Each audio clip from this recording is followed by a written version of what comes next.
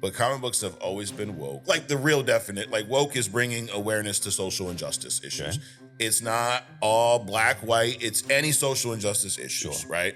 So, and comics have always been that platform. Always. This is not something new. Nope. Superman has always been an alien from another planet that was sent here for refuge. You got to think about Superman. He didn't have a choice. Correct. He didn't fly him fucking self here. Right. He had zero idea about where he came from. Correct. And he's helping your dumb ass out. I'm just saying. Exactly. So in this, do you think I'm right to say Fox should shut the fuck up about Superman? The whole Man of Steel stuff. Like, some guy was mad because I never seen it. How do you call yourself a podcast host? You never seen it?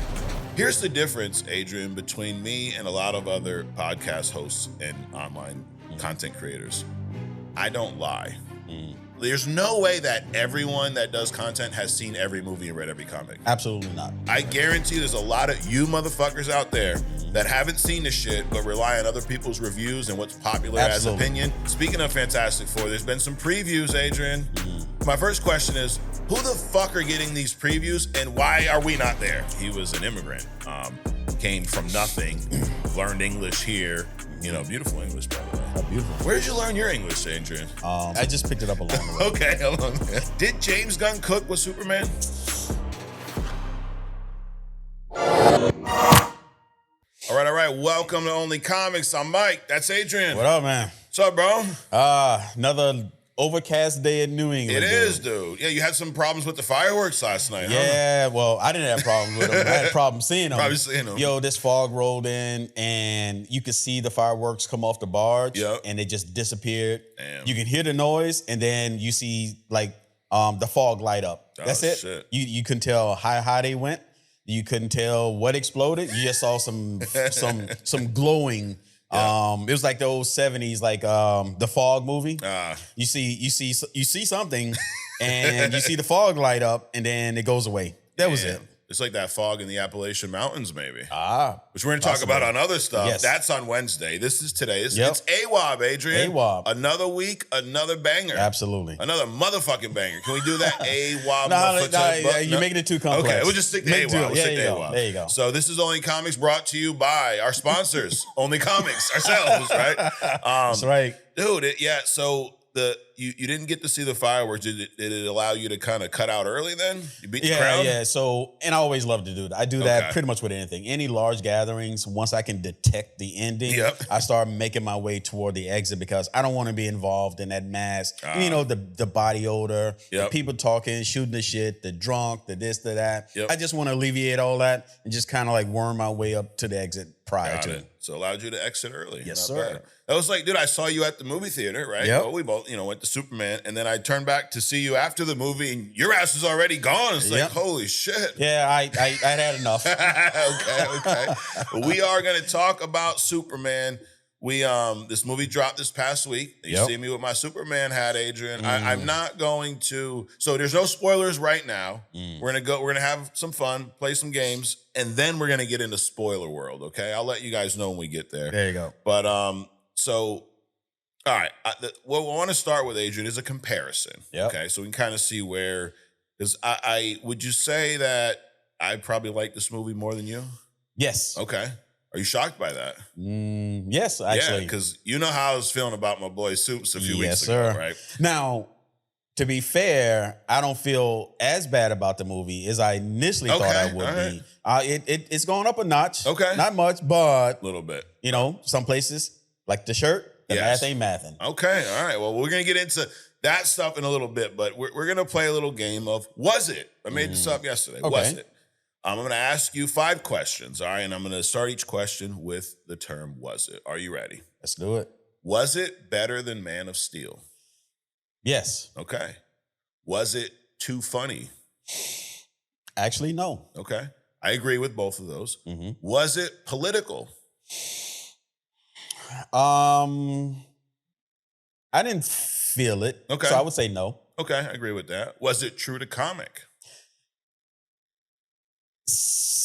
More so, I would say yes. Okay, so we're yes, 4 for 4. Last one. Now, this is something I said a few weeks. It was a prediction I made.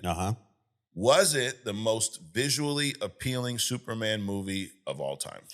Yes, actually. So I nailed those 4 things. So we're going to get 1 bell for all 4. I agree with that across the board. Now, that doesn't really give 4 you... or 5? That was 5, yeah. Okay.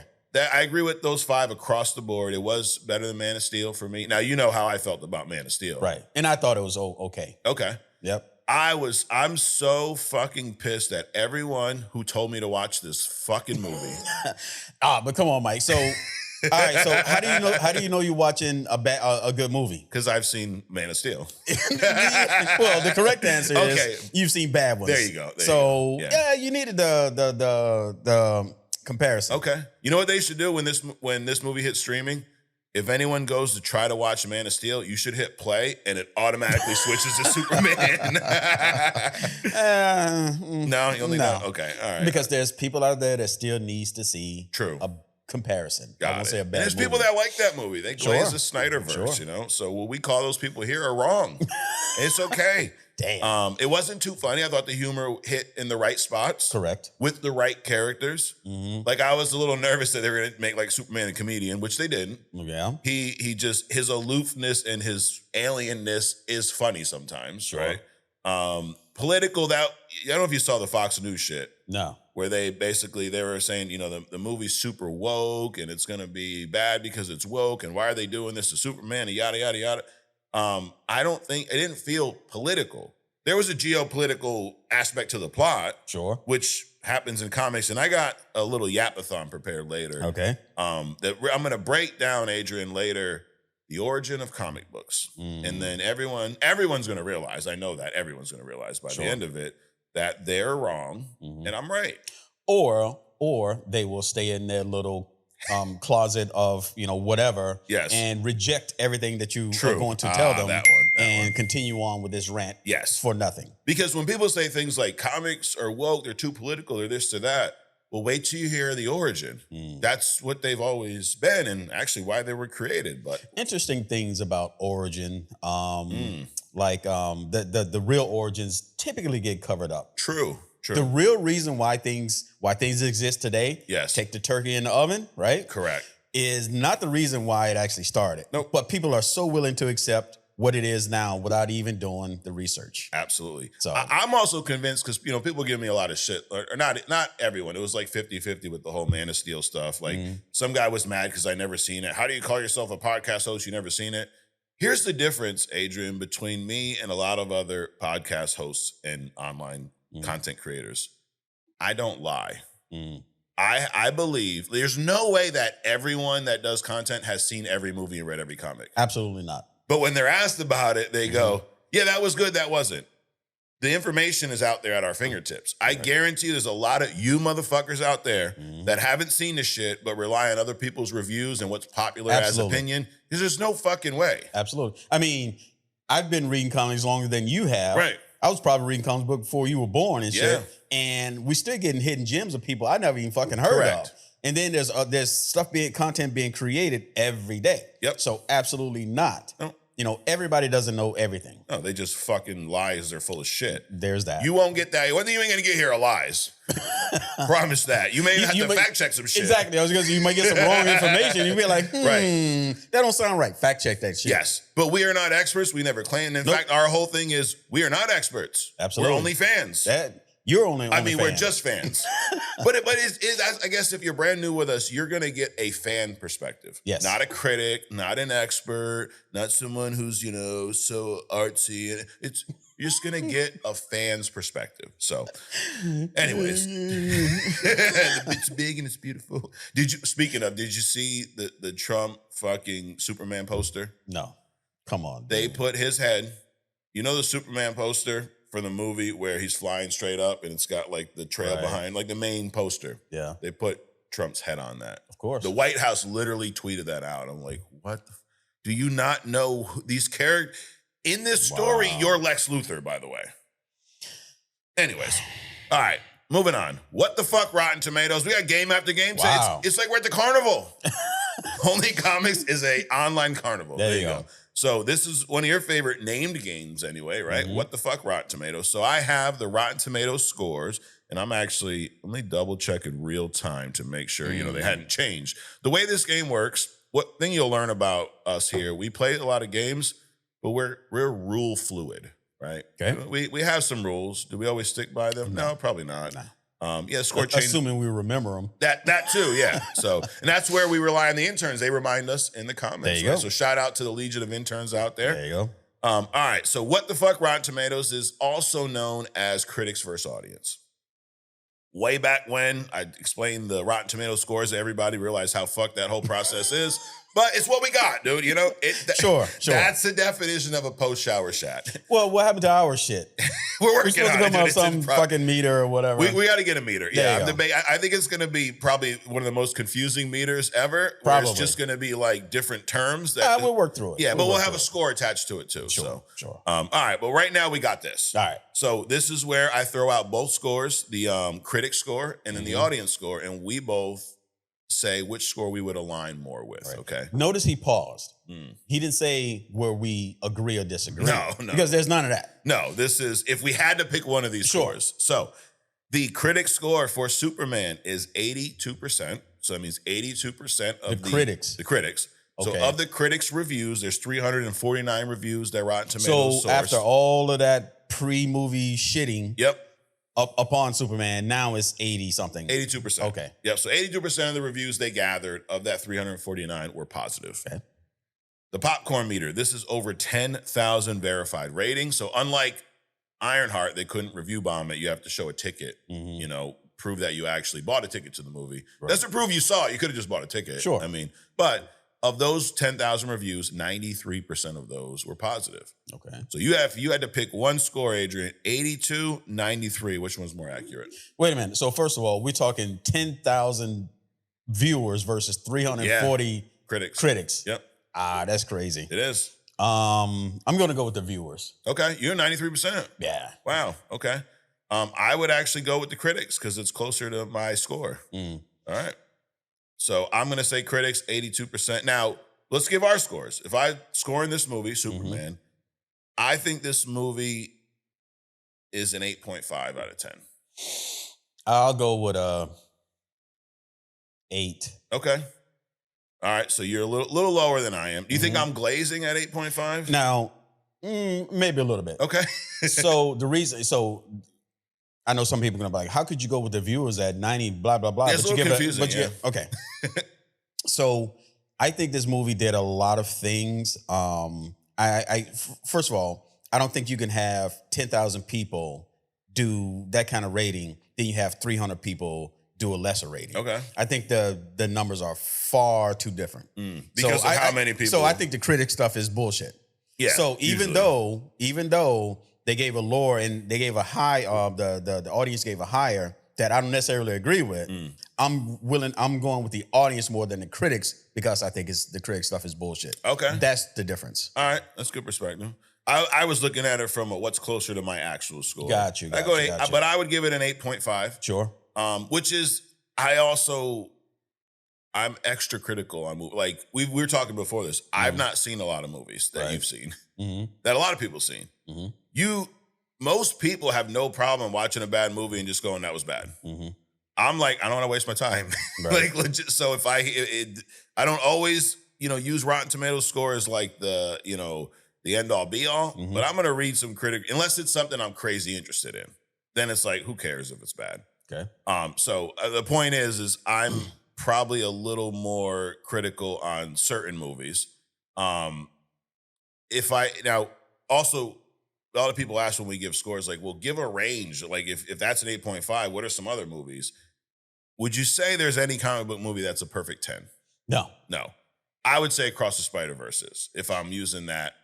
What would you give that one? I would give it a high score, 9.2, 9.5, something like that. So maybe I do glaze a little more, Adrian. It's okay. I can be the glazer too. That's okay. I mean, I'm the fact that you even know what that means means that you can glaze. That's right. Oh, I like that. It's good thought process. But if I'm saying that, we both agree that was the best comic book movie, right? Correct. So if that's the bar, where does 8.5 sit? I would say that somewhere around the Batman, Dark Knight. Like I guess I am glazing this movie. Spider-Man 2. X2 in that realm. Okay. Not a Logan, not an Infinity War, not up there. Right. Not Across the Spider-Verse, but also not in, maybe even an Iron Man level. Is that crazy to say? Nah. No? Okay. All right. So that's what I'm thinking. Am I glazing? I don't know. Let me know. So all right, Adrian, let's switch gears a little bit. We're gonna play another game. We just got game after game, dude. It's like you got that unlimited band. You go to the arcade and you just got unlimited card, dude. Game after game here. This game is Did They Cook? Okay. So where's my thing? Let this man cook. Let him cook. I am gonna throw out, and this is all gonna be based on Superman. Okay. 5 actors from this movie. And you are going to let me know, Adrian, if they cooked in these roles, okay? So let's do it. This is his opinion. So you can't, that's not how, motherfucker, it's his opinion. Shit. They just try to get me upset, Adrian. I see. Now, visually, what this means, did they cook? Did they cook in this role? Not the look, just when they were on screen, did you feel like this? Was I convinced that they were in that role? Yes. Got it. So we are going to start with my man, Nicholas Hoult as Lex Luthor. Did he cook? Yes. He did. Holy shit, dude. A big difference between Lex Luthor and fucking the Beast. Yeah. Yeah. Absolutely. Sometimes, you know what? I'll even give him a reset. Okay. I mean, the fact that he switched from Marvel to DC and he just knocked that role out of the park. Yeah. I'll reset his two character. Oh, so he can get one more now. Yes. Oh, look at you. You're bending the rules. But some actors need to find that iconic role for him. I think maybe this might be the role for him. Somebody he can come back to 30 years from now. You know what I'm saying? Yeah. Like, did you feel at the end of this movie that you wanted to see more of his Lex Luthor? I did not feel that way. Okay. But I would not be opposed to seeing. I was like, I'm not sitting there, because you're glazing, right? So I'm not sitting there, oh my God, I want to see more of this guy as Lex Luthor. But if he showed up as Lex Luthor, I'm not going to be like, oh shit, this motherfucker again. Got it. Yeah. Like, I was feeling like I want to see him be a big villain in this DCU. Because Lex Luthor is. Right. And if they choose him moving forward, I mean, I think he will continue just to grow into that. Just like Robert Downey Jr. grew into Tony Stark Iron Man. I think, it's funny you say Robert Downey Jr. because, Doom is a villain who you think Fantastic Four first, but then when you really dig in, he's been a villain to the Avengers. He's been, against them a lot. Like, he's one that can kind of bounce around. Absolutely. Like Kingpin. Yes. He's a Daredevil and a Spider-Man main villain, right? Lex Luthor is that guy for DC. He's DC's villain. Right. Kind of like the Joker is He's more Batman. Is more Batman, but Luthor is like everybody's villain. Right. He's the Justice League's villain a lot of times. Doom is Marvel's villain. Yes. All right. So next guy on Did They Cook is my man Nathan Fillion as Guy Gardner. Oh my God. Dude, just find an old man role somewhere else outside of comics. You didn't like it? No. Damn, you're saying no. Wow. I mean, okay, so that I'm split on him because as Guy Gardner, his acting did it. Yeah. But Nathan Fillion as Guy Gardner just didn't do it for me. Okay. So I'm kind of like on the You're fence. On the fence. Yeah. So he didn't cook though. He did not cook. Dude, I loved his Guy Gardner, dude. I'm like, I want to see Lanterns now. I had no interest in Lanterns before. He's going to be in Lanterns with the other 2 Green Lanterns. Okay. What's it? John Stewart? John Stewart. And then who's the OG? Hal. Hal Jordan. I think it's an older Hal Jordan. John Stewart's like his protege. Right. And somehow Guy Gardner's in the mix. Wow. So, yes. Hey, whatever. Yep. All right. So, it's a no. But interesting enough, even though he didn't cook at it, I'm not opposed to seeing him moving forward. Okay. Now we got my man, I'm probably going to butcher this name, Edie Gathegi as Michael Holt, Mr. Terrific. Cooked. He cooked the shit out of that. He cooked the shit out of that. He was on that Blackstone that I'm going to pick up. I'm by Blackstone Grill, by the way. What's that to do with this? Nothing. But he was cooking like one of those motherfuckers on those grills. All right. Next, we got our girl, Adrian, Rachel Brosnahan, maybe, as Lois Lane. Did she cook? No, not at all. No, I agree with you on that. No. David Corenswet as Superman. Surprisingly, yes. My man cooked the shit out of that. I was pleasantly surprised. Okay, so the way I look at movies is if I look at an actor playing a character, and I'm thinking this guy sucks, right? He sucks to me. Okay. To me, if I don't think about you in that portrayal, or I'm like, holy shit, this guy's good. That's a good acting. Yeah, that's good acting. Then he's good in that role. And the fact that I did not think that he sucked throughout the movie, right? That means to me he cooked. He just felt like Superman. Sure. I never once thought David Corenswet. First of all, I didn't know who he was. Mm-hmm. I never thought Henry Cavill clone. Mm-hmm. I just thought from the minute he was on screen, I'm like, he's Superman. Mm-hmm. It was great. Yeah. And his Clark Kent was different enough. Oh my God, it was different. Right? I mean, the Hills Have Eyes parents kind of helped. Yes. You know, that was, to me, I was like, I'm feeling some kind of way about the parents. Okay, though. okay. It's just so far away from every version of his parents that I've ever seen. It was. I mean, they were just hatched yesterday, dinosaur age. Correct. It's like, damn. Yeah. Well, that is Did They Cook? Actually, we got one more, Adrian. This isn't an actor. This is a curveball I'm throwing at you. Did James Gunn Cook with Superman?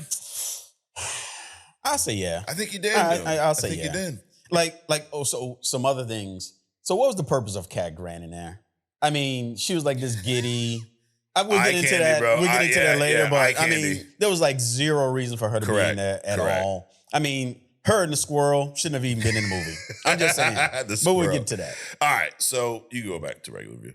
All right. So someone a few weeks ago suggested a segment called Shut the Fuck Up, because it's something, Adrian, that I say often, right? Is that fair? You've heard me say this? Well, yeah, I've heard you say it, but when I say it, I get in trouble and shit, so. It's because you're black, Adrian. That's it. All right, so Fox News, I'm going to ask you, should they, maybe we could even have a PG version. You ever heard Shut the Front Door, you know? I have. Should Fox shut the fuck up, or should they be able to talk? So I'm gonna throw some shit at you. So yeah.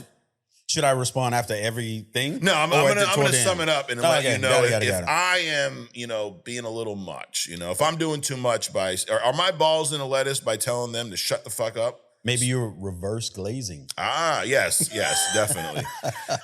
So James Gunn, it started with this. James Gunn described Superman as an immigrant story. Okay, about a week ago. Mm-hmm. Now, why did he say that?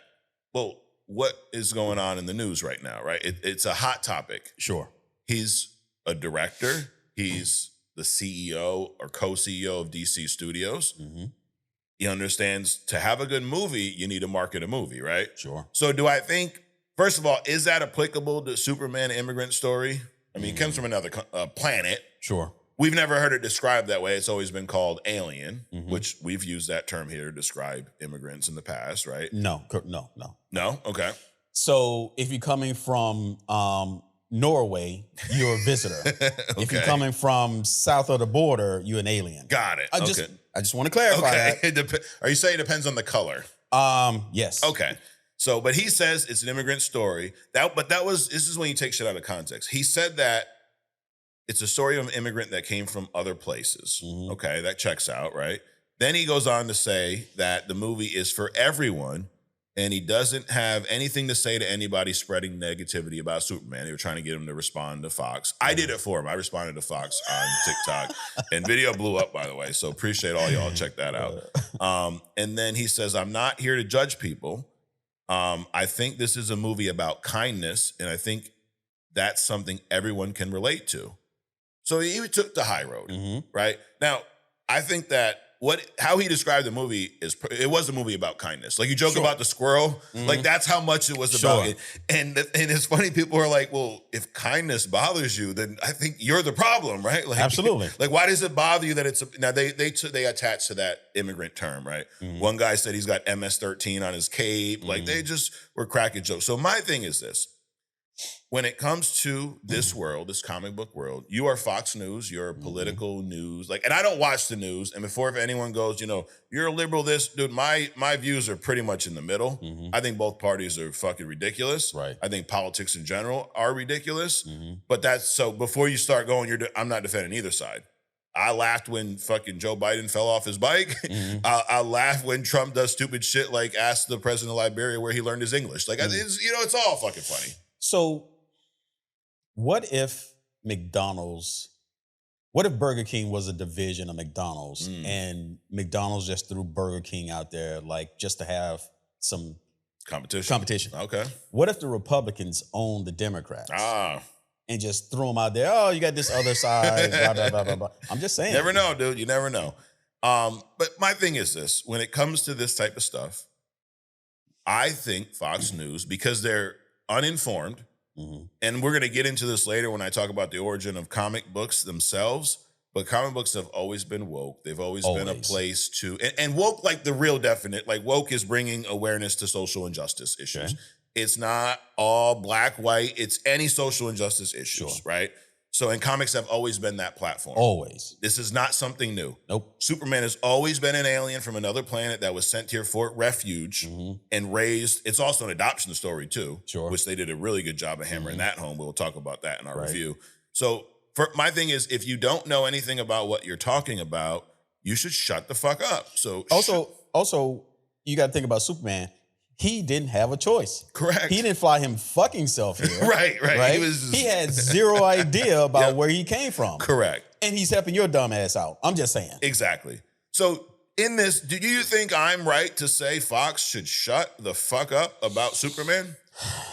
I don't know. The short answer is yes. Okay. But I don't understand how a news organization like a Fox or any other news station is doubling down on a fictitious character. Right. And what does that have to do with anything that you're fucking reporting? Nothing. You're supposed to be reporting on real stuff. Right. But you're sitting over here distracted by corn sweat. Correct. Come on, dog. They're trying to distract everybody from the list that is now missing or that 1 minute on the camera. Like, it resets every day and it deletes 1 minute. Okay, I'm no expert, but if we got like some maximum security or like we got some high profile inmates, we probably don't want a camera system that loses a minute every day. Right. A minute is a long time. It's like a mile, dude. Correct. Like you coming up on an exit, and you get behind the wrong people. Right. That mile is Absolutely. 15 minutes. Yes. So, anyways. Anyway. That's our political talk for the day. All right. So, we'll stop beating around the bush, Adrian. We're going to dive right in. Superman, Man of Steel. Well, he is the Man of Steel. This isn't Man of Steel. That was a shitty-ass movie, and this is now has replaced that. The good news is now you don't have to watch that if you want to watch a recent Superman movie. Watch the movie. Watch all of the Superman movies from Christopher Reeves up. All right. That's your assignment for the week. Let's start with the negative, Adrian, because when I talked to you the other day, you were kind of down on it. You know, you looked sad. Not true, but this is spoiler zone, by the way. From here on out, there will be Superman spoilers. I guess I was caught up in the fact that you had a perfectly good Superman actor. Okay. It wasn't his fault that the writing was what it was. Yeah. And somebody put a fucking black hole filter on everything that they did. Because even in the sunlight, it was dark, like, right? How was that happen? So I'm like, you literally picked up Cavill's DNA off the set and cloned this corn sweat character, right, guy, and have him come in. So I was in my feelings a little bit about that because it was nonsense to me. You know, you got somebody that everybody's accustomed to, and then you do this bullshit. However, after seeing the movie, I think he did a great job. I still see, you know, his face twitching, them fucking dimples in my sleep.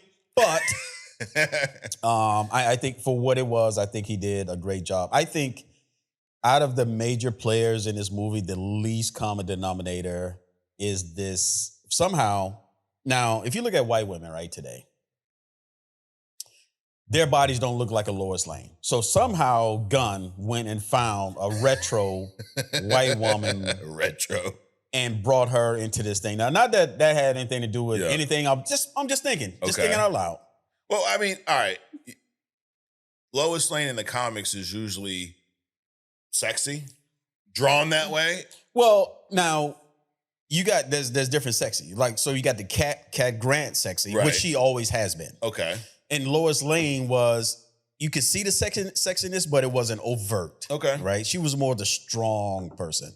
But this Lois Lane was like hippies, kind of wide body, flat, with the shoes, with the vest. It was like it didn't work for me, dude. Okay. To me, she was the least. Just the least. Kind of plain Jane? No, well, it was almost like, and I'm not talking about her looks. I described her looks because it just kind of stuck out in my mind. Yeah. But she was almost like the squirrel. It was like she wasn't necessary in this movie to me, other than to piss him off in the apartment thing. Right. So she was the most disappointing person to me in the movie. Okay. What about story-wise, plot-wise? Did you feel like it all made sense? Was there any math that wasn't mathing for you? In the beginning, yes. Okay. That fucking dog, dude. That dog. Now, here's the thing. This is another thing about me and movies, right? If you pissing me off in some kind of way, you got me. Okay. Right? So got you like invested. Yes, invested. Yep. So James Gunn did a very good job of drawing me in. I don't know about everybody else, but because the dog from the very beginning pissed me off. I'm like, this fucking retarded dog. Why is it? And then it got worse. Yeah. He got worse. The dog got worse as the movie went on. But then at the very end, made sense. It made absolute sense. We'll get to that. Yes. Yeah, the dog grew on me, dude. I wasn't as offended at the dog as you were. Like, it pissed you off. It pissed me off because that wasn't the dog. The crypto you're used to. Yeah. It wasn't. It's like. I guess I probably couldn't care less about crypto as a character, so I didn't have like yo, you mess up Batman or Spider-Man, I'm pissed. Sure. You fuck up, Superman's dog, I'm like, whatever, dude. Right. So it didn't bother me as much, but. It was silly, but as it went on, I'm like, I actually like this dog. And I'm not even like a huge dog person. I don't own any pets, I have children everywhere. Exactly. But all right, anything else not mathing for you? I didn't like the fact that, we can't do this, but then they immediately do it. There's a scene with the river and shit. It's like, come on, dog. Yeah. I will say, I guess one critique from me would be, and this is a critique that I think falls on a lot of movies and content right now, is they stuff a lot into a movie nowadays. Yeah. A lot of story, a lot of advancement, a lot of stuff is just thrown at you. Like the movie, it was only 2 hours long. It wasn't like a 2.5, 3 hour movie, but there was I think so. That was probably my only complaint, was that there's a lot stuffed into this movie, and sometimes the pacing felt a little off. Like we're moving too fast. Actually, I agree with you that there's a lot, but I didn't feel that way at all. I didn't pacing? feel lost at any point. Yeah. I didn't feel like, there was some unnecessary stuff in it. Sure. But I didn't feel like there was so much in it that, and I didn't realize that the movie was only 2 hours long. Yeah. So I didn't feel that way at all. I didn't feel lost. It just felt like, we could have lived in this for a little bit. Like we could have let this hit before we're moving on to the next. Kind of like your point of like, we can't do it, then we can do it. Right. Well, that happens in movies, but there's usually a time of figuring shit out where it's not just like you turn your head and figure it out. That's a small issue. Like it didn't ruin the movie for me because I actually really liked the movie. Yeah. But if I had to change one thing, it probably would have benefited from another 15 minutes and stretched some of these things out. Like what? Just how they were moving through like scene after scene, and you got the parents, you got the building blowing up, you got Lex taking over the Middle East. Like it just happened so damn quick. Like 1 minute he's fighting Superman, next minute, he's got soldiers overseas. Like, wait, how are we jumping? So I just felt like it moved very fast. Okay. Oh, one other thing. So Godzilla, right? So instead of having a fast growing dragon, the writing, and this has much more to do with the writing than the movie. Okay. So they're trying to create a distraction to keep Superman from going back to the fortress, right? Yep. How about you just give them extra time, cut out the whole dragon thing, and have, Superman kissing Lois for another 30 seconds? Yeah. The whole dragon thing was really ridiculous to me. Yep. Gotcha. When in the trailer, I thought it was going to be an issue, but the way they use it as just a distraction, I was like, whatever. Yes, and whatever, but it could have also been cut out. True. True. They could have recovered those minutes that you were just talking about by eliminating that. You know, instead of having the distraction, they could have just said, okay, Lex Luthor successfully broke into the thing, and let's spend some time on some other shit over here. Right. Let's talk about some changes they made. A lot of it was comic accurate, right? They did change. Actually, before we do that, one of the biggest things I liked about this movie was there was no origin story. I love how it opened. You got some background shit going on, and it's like 300 years ago this happened. 3 years, exactly, and then like we're up to speed. We're good. Exactly. I don't need to see the baby carrier fall down from Krypton again, and his dad die, and the war. It's like this space cosmic scene, and then we end up back on Earth. I don't need to see all that. Right. I don't need to see Jonathan and save him and raise. I don't need it. We know that. Right. The complete opposite of Man of Steel, where Man of Steel, you're telling me a story about a point in time that nobody gives a fuck about. Right. You got me 3 years after Superman announced himself to the world. All kinds of shit has happened. This is like we're in the heat of it. You know, I love that aspect of it. Yep. That we have to sit through that bullshit anymore. But things that they've changed. One of the big change is probably one of the reasons why I like this version and this story so much. They changed Superman's actual parents' intentions. Correct. Yep. Now, you are a lot of times, would you say you're more of a stay true to a comic guy than I am? Does that stuff bother you more than me? Well, yes. But in this case, yes, it kind of makes sense. But it also is more in line with a race that's been around, because people don't realize that Kryptonians have been around for thousands of years. Right. You know, they're probably a million years advanced, right? So how do you jump from thousands of years to a million? Anyway, so they're thousands, which fits into a million. They are thousands of years ahead of Earth, right? Right. And typically, those are conquerors. Right. If you go to like Invincible, like Invincible's dad, he was from a race where they fought amongst themselves to keep the Prime invincible, and then they went out into the universe and conquered other galaxies and stuff. So that's more in line. So in this particular case, I think it's cool the way Gunn did that. Yeah, and because it's not, if you're a Kryptonian, that's not evil, right? Like it's all about your perspective. The reason why he didn't get down with that is because he was raised on Earth with different values. Correct. As much as those were his biological parents, he was raised differently. Right. And he didn't hear the rest of the message. I'm sure if he had heard the whole message from the beginning, he probably would have been conflicted. Oh, yeah. Because he was raised by these parents, but now his true biological parents are now telling him this. But they're only telling him this after he's already an adult. Correct. So I think he would have been conflicted. Yeah, I think that change helped make Superman more interesting as a character. Yeah.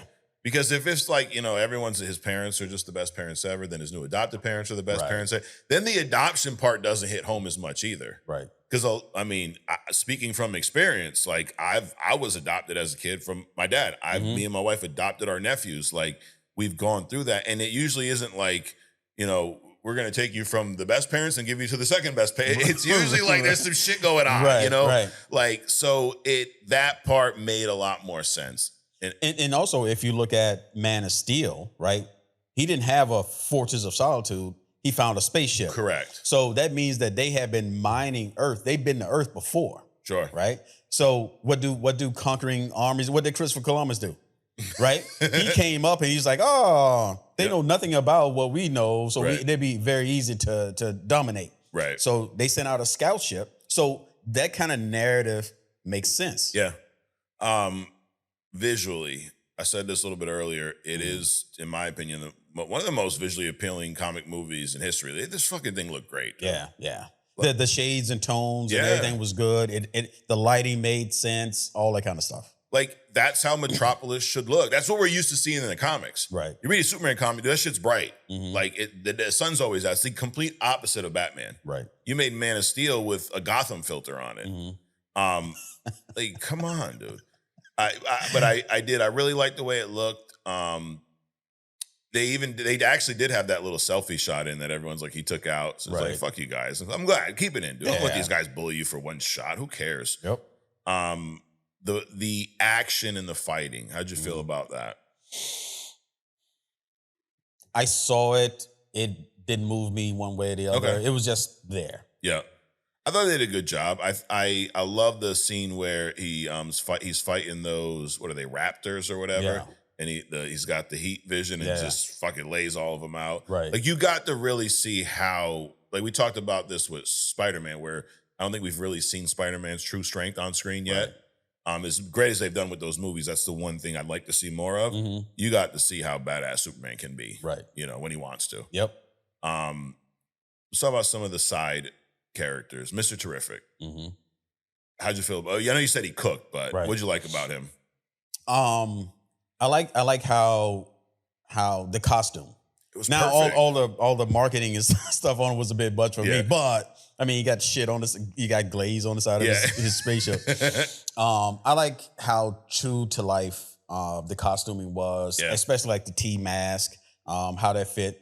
And just spoiler, he's the hidden gem today. Oh, nice. So, and I liked how even though he does not have superpowers, how they portrayed him at his maximum. Because as I'll mention in the thing, even though he doesn't have superpowers, his tech and his personal abilities allows him to do the very things that he was doing. So he's obviously very good at it, and so I like the way they portrayed him. Yeah. And I mean, talk about like why I say it was overstuffed. There was even a whole pocket dimension plot in here. Right. Which I'm like, if anything, that probably helps the Fantastic Four a little bit because everyone's now seen a pocket dimension, which who creates pocket dimensions? Boy Franklin, right? There you go. Who's going to be introduced. So how did you feel about Metamorpho? I'm looking at him. The voice didn't make sense to me. The voice was a little weird. It was a little weird. But that was cool. And I thought that he was a villain, but he's coming out, alongside them. But then as I'm doing some research on Mr. Terrific, he's actually part of some version of the Justice League. Yeah. So I thought it was pretty cool. Yep. Hawk Girl, she's someone who I'm like, she's the girl from Last of Us, Dina. Yeah. They fucked her up. What was she in there for? To scream, I guess. Yeah. I'm not really big into Hawk Girl, but I don't recall her every attack. She's like just screaming at people and shit. Yeah, it was a little weird. And besides the fact that they severely underpowered her. They did. And now I think this is something though that we're gonna see a lot of in this DCU because it's 300 years meta people have existed. Right. Not every meta person in the movie is going to have a giant role. Mm-hmm. And she didn't. She was background. Right. Sure. So I could see people, because I've heard that critique too, like she was just completely wasted. Yeah, but like. I won't say completely wasted, but so my big thing with her is that they just completely changed her. Okay. If she does not have a big role, at least get her look. Yeah. Common correct. Okay. Because Hawk Girl is fair-skinned, red-headed, green-eyed. Mm-hmm. But they put this dark-haired, and for some reason, she seems shorter to me. Yeah. Shorter to me in the movie than she would be in the actual comic. Okay. So you not only gave her a lesser role, you underpowered her, then you completely changed who we understand Hawk Girl is. Got it. So those three combinations make that not a good fit for me. Your boy Jimmy Olsen had a pretty good role. Now, he's a main. He's one of those sideline characters like you talk about, like with Batman. Superman has a handful too. He's one of them who's in a lot of the comics. What's the guy's name? Perry, the newspaper boss. He's another one where he was there. And I'm surprised they didn't do more. Perry White. I'm surprised they didn't do more with him. Right. But again, it's just that's part of being crammed into 2 hours, right? Well, how'd you feel about the Superman robots? That was comedic. Yeah. It was actually pretty cool. I liked it, dude. I thought it was pretty cool. The one he was like, you have a name. It's for. Yeah. And he says, what he say? Something like Gary. Yeah, or something like that. So is Gary. Yeah. So that was pretty cool. Right. I really liked the look of the Fortress of Solitude. Yeah. That was cool. And then that flip with, how did Lex access it? Sure. Ended up being Ultraman was a clone of Superman. Right. Now, I'm normally, because one of my only issue with Logan as a movie is that the main villain's a clone. Right. I'm not a huge fan of that plot line in any movie. Oh, this is the villain's a clone. I feel like it's cheap, but I feel like it worked here. Well, that's a line out of Batman because not a line, but a plot out of Batman because what's her face? The black government chick, Waller. Waller. Yep. She always knows who Batman is. She knows it's Bruce Wayne. Okay. Because what does Batman do? Get in a lot of fights. Correct. What does Batman do when he gets in a lot of fight? He bleeds a lot. Right. So his DNA is all over Gotham. So she went around and just like picked this stuff up when it became an opportunity. Okay. So she figured out who Batman was a minute ago. Yeah. But she, like the Joker, who can just show up inside the Batcave and prop his foots up on shit. They knew who Batman is. They're just, better for them to not. Joker for one reason, because that's his Batman. Right. And Waller because she's some political shit. So that's kind of a line out of Batman that Lex Luthor found Superman's how he created DNA. the clone. Right, Yeah, how he created the clone. So it kind of makes sense. But I think the clone and the fact that it fell into the black hole is going to mean something else later on. What do you think of Bizarro? Yeah, I'm thinking Bizarro. Yeah. I mean, because Bizarro is like the anti-Superman. Right. Right? He's got ice blast and fucking heat breath and all this other kind of stuff. So I think this is a setup that, the clone falling into the black hole, he's going to emerge as a version of Bizarro. Yeah. James Gunn says it was basically a movie about kindness. Would you say that's accurate? Sure. Yeah. And it is funny that upsets people. Like, listen, I'm not always I'm not sitting here like I'm a preacher. I'm not always the most kind person in the world, Adrian. Is that fair? Sure. But I do, like, it's funny when my kids are like, trying to kill each other. That's when I always go to that. Like, it costs you nothing to be nice. Right now, you could be like, you're probably talking out of both ends sometimes, maybe, because I was also just telling you how I cussed out the construction worker the other day. But I mean, he's coming at me all angry, dude. I had to tell him, calm the fuck down, dude. Right. Shit. Right. But I really, I guess one of the best ways to describe this movie is it was a good time for me. I had fun watching it. I felt good leaving it. Sure. It was, now, as much as Gunn used the immigration, it didn't feel like an immigration story. Obviously, he's an alien. It felt more of like the overall theme was, just be nice to people. So don't worry about all the details, the political, this, that. Like, if just treat people right, we probably all would get along a lot better. I'm thinking Gunn used the immigration thing because of the political atmosphere today. Right, for marketing. I think that if he had not said it's an immigration movie, nobody would have even thought of it as an immigration movie. Correct. It would have been a Superman, alien came to Earth and he's saving everybody kind of a movie. I think those comments would have not even been on anybody's radar. I agree. But it isn't a stretch to call it that. No. It's just we've never described it as that. No. And to your point, I think Fox News is thinking, how can he be an immigrant? He's white, like. Well, that's because of the connotation of what people think that immigrants are. Right. Like, for example, I mean, you got all these Europeans coming over here. They're not immigrants. They just show up every fucking where, right? Sure. They're not even on a radar. Nope. They're not considered immigrants at all. Nope. When you think immigrants, you think Mexicans, some version of a Hispanic. Correct. Which is foul. Yeah. But that's the thing. And then, of course, Fox being Fox is going to jump on the immigrant story. Absolutely. So, but no, I think it was more. I agree. It was a theme of kindness, and it was that adoption story that, like, just because, not even just adoption. It's kind of like, just because you came from here doesn't mean you need to be that type of person. Right. Right. Like, and that was his realization. He's living his whole life based off of this one message from his parents, when right in front of him he had his real parents. Right. The Kents or the Clarks that raised him. No, the Kents. The Kents. Cut that out. Don't have me fucking looking stupid on Superman Day. God damn it. But the Kents who actually raised him, and that was a good flip. Like, the times he was all beat up and healing, the robots knew, play this message from his parents because it calms him down. Makes sense.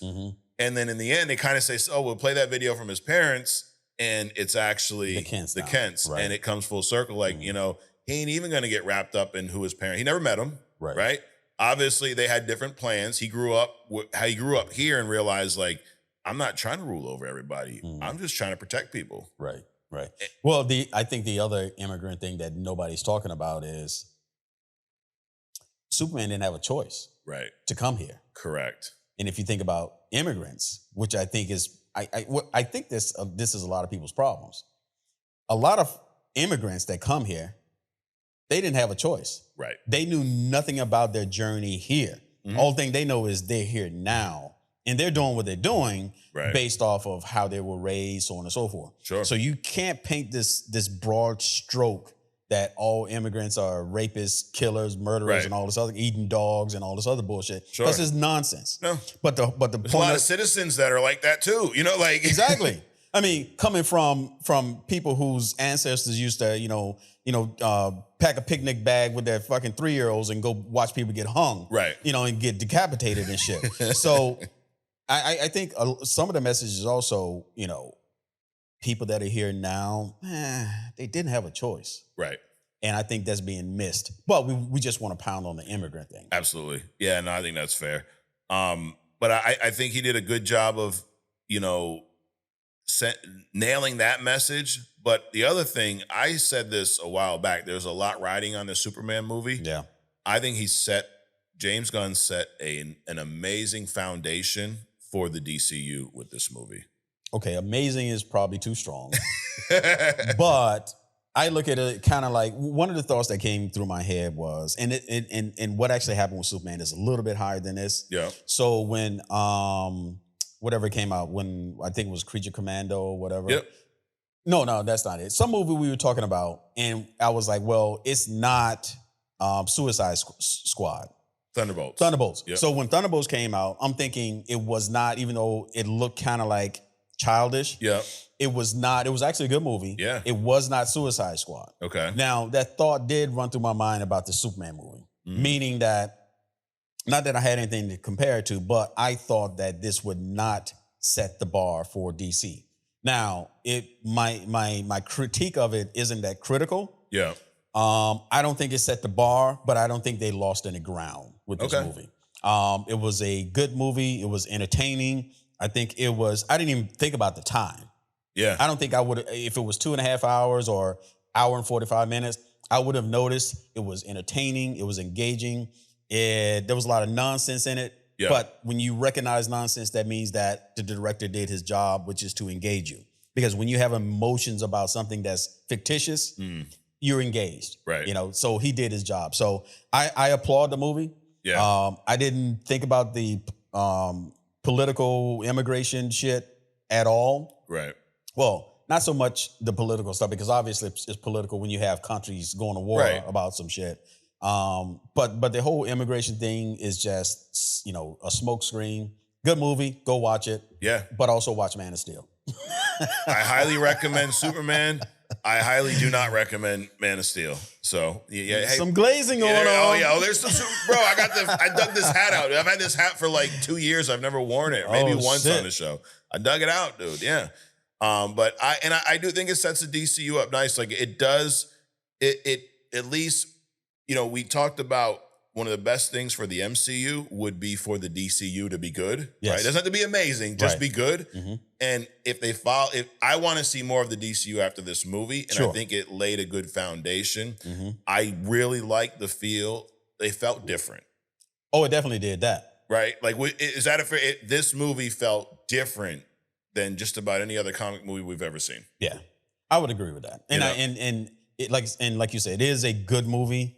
It's not spectacular. It's not all this stuff, but it's a very good foundation for moving forward. And I agree with you. Yeah. Also, I'm looking forward to seeing what they got, coming out of this. And I think I can double down on what I said last week. Pattinson don't need to be anywhere near this Superman. Not at all. It doesn't feel like it would be any kind of a fit whatsoever. You need to cast a different type of Batman. Right. You need to have a different Batman story. I think with the Bat family allows Batman to almost have a little comedic layer, but not be goofy, right? Because he's got the kid, he's got, Dick. They can say stuff to Batman that the audience is thinking, like, dude, why are you so upset? Why, that you can't do when it's Batman by himself in the Dark Reeves verse. So keep that on its own and get your own fucking Batman. And whoever gets their own fucking Batman, do me a favor, please. Keep the nipples off the Batman suit. No bat nipples. All right. Well, that is our Superman deep dive. We did a little different this week, Adrian. We went to the carnival. We were playing games, and we wrapped up, or we dug into Superman. I like it. I want to watch it again, dude. I just didn't have time. But comic news and rumors. So this is back. Believe it or not, there's a lot of Superman stuff. Okay. So first week out. At the end of the day, you and I can sit here and glaze, not glaze, whatever the movie for hours. Right. What the biggest factor in this universe, the DCU, is going to be the money, the success, right? Yep. Now, I also know that it's a little bit different now. It isn't all about every movie being $1 billion because there's streaming that's involved too. Like at some point, this movie will be on HBO Max. I'm sure they'll sell more subscription. It's not just about the box office number. Next week. Yeah. But they got to make some money, right? Sure. So the budget of this movie, dude, was high. It was $225 million. Okay. But so far, dude, this movie has had the biggest comic opening since, I think, Deadpool Wolverine. First movie over 100 million domestically since Deadpool Wolverine. And globally, this thing is over 200 million for the weekend. So I don't know the exact where it landed, but that's a pretty good opening. So it sounds like they, and I'm sure those numbers are at least 24 hours old. So sure, I'm thinking they probably broke even already. I mean, as far as the initial budget, not the marketing part. Right. Sure. And who knows what the split is because there's also the split with the theater. But it sounds like if they didn't, they'll break even by the next week. Sure. And this movie should be a profit. But I think that's pretty impressive it isn't like it's Superman, so it's going to garner some attention anyways. Sure. But with how bad DC has been, it's so bad that they call us DC haters just because we point out the facts. Right. As bad as DC has been in the box office, in the movie theater, you mentioned Creature Commandos. There's been some good shows. Yeah. It's impressive that they did over 200 and about 120 something million domestically. Right. So, anyways, So I got a list here of some other movies that hit 100 million recently, since the whole Deadpool Wolverine. Or not since, a little bit before that. Ant-Man and Wasp, Quantumanium, hit 106 million. Guardians 3, another James Gunn movie, hit 118 million. Spider-Man Across the Spider-Verse hit 120 million, and this is domestically. The Batman, 134 million, so it's not even on the Batman's pace yet. So Thor Love and Thunder with the split and everything, Adrian, was 144 million. Black Panther Wakanda Forever, 181 million. Doctor Strange Multiverse of Madness, 187 million.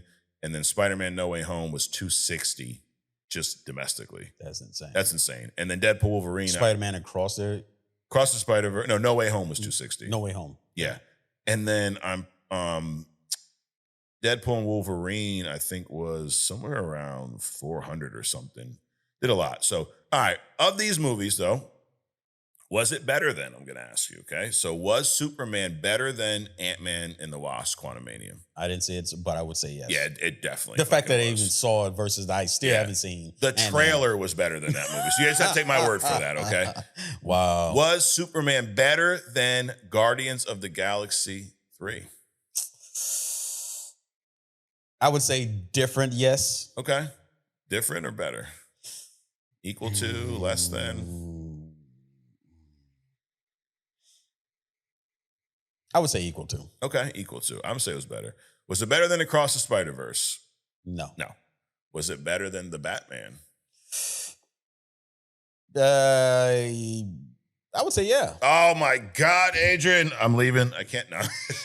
It was, but you got to understand, for me, things are better because they're different, not because they're necessarily better. All right. I mean, I like, I won't throw up even saying that. But anyway, the Pattinson's Batman, it was different. It's a whole different take. Sure. Because again, you're saying that Pattinson's Batman shouldn't even be in this. So you can't even really compare them. Right. I'm thinking. Well, I'm going to compare him. I'm going to say no, it wasn't better than but I am the Batman glazer. Sure. I am self-admitted. I am self-aware of that.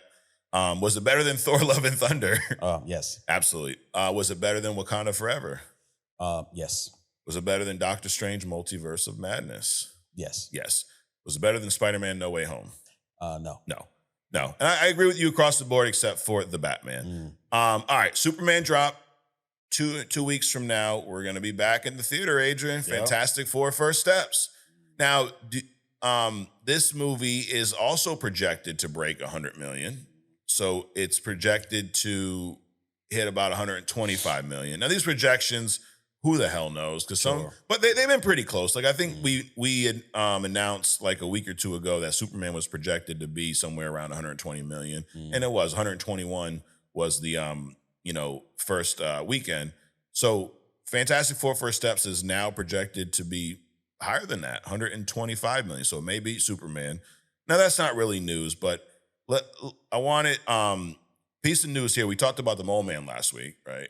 How he's my favorite villain of all time. Yes. Now this I think is good news. Mole Man is allegedly in the movie for an opening montage where they do battle with Mole Man and Giganto. So probably one of those like just kind of world building, like we want to kind of drop you in here. Right. Hey, look what the Fantastic Four did before, and then move on. So I really hope it's that, and it isn't like, an hour of them chasing the fucking Mole Man through tunnels and whatever. I mean, you can't have a platform like that and then bring in Galactus. I mean, that'd be disrespectful for, the Herald. Yes, absolutely. So hopefully it's just like some flashback scene through a montage. Do you think that Fantastic Four will do more than Superman in its first week?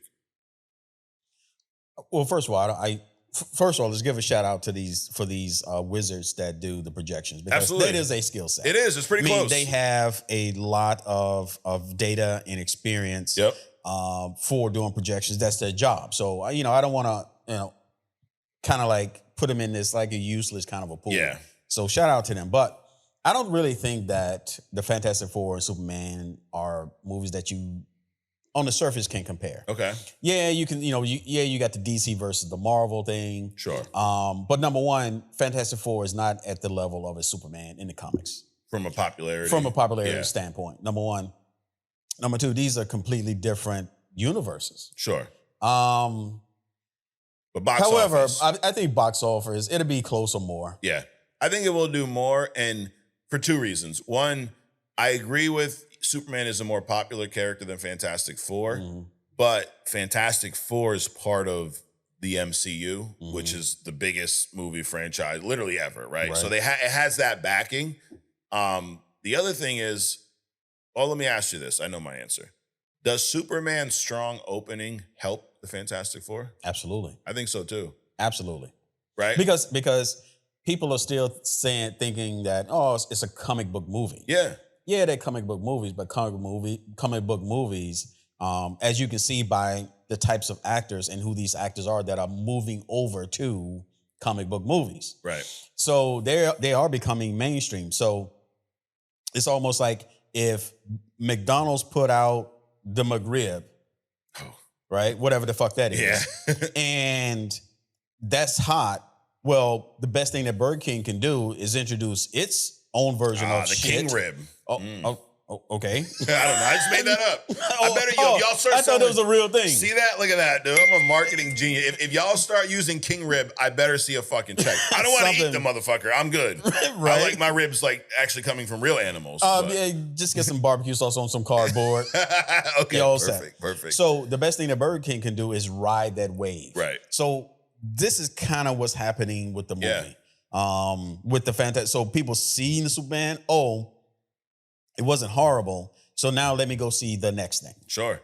Yeah, I think it does. Like watching a good comic book movie will usually make you want to watch another good comic book movie, right? Like, or whatever genre. Like if you watch a Western and you're like, that shit's a badass movie. You may want to find another one that's pretty good, or a mystery movie, or a sci-fi. Like I think I disagree with you on that. I don't think non-comic book movies create the same anticipation. Okay. Because the comic book movie is its own genre. Now, that's fair. So even if you do like a comic book movie, like a Spider-Man, then you got more of kind of a mystery kind of a thing with, let's say, Doctor Strange. Yeah. You have more like kind of a horror, let's say a Wanda or The Thing or Blade, right? Yeah. They aren't considered horror, mystery, drama, detective. Right. Whereas mainstream, they just consider comic book movies.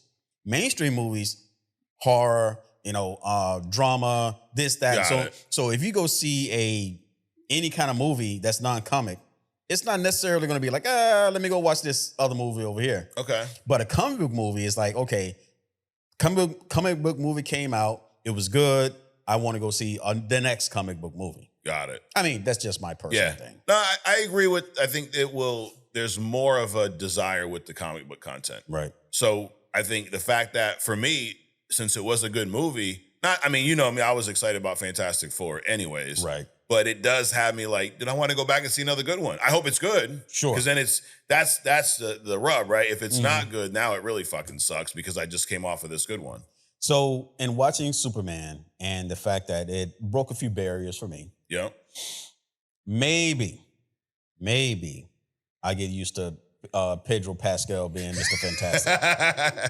I mean, it's not impossible. It's not impossible. He's gonna have to knock it out of the park. Right. Which he's a great actor. So am I gonna be surprised if I show up here in a couple weeks and be like, yo, he nailed that role, embodied it? It's not gonna be a surprise. Bumper car drivers aren't Indy 500 drivers. Okay.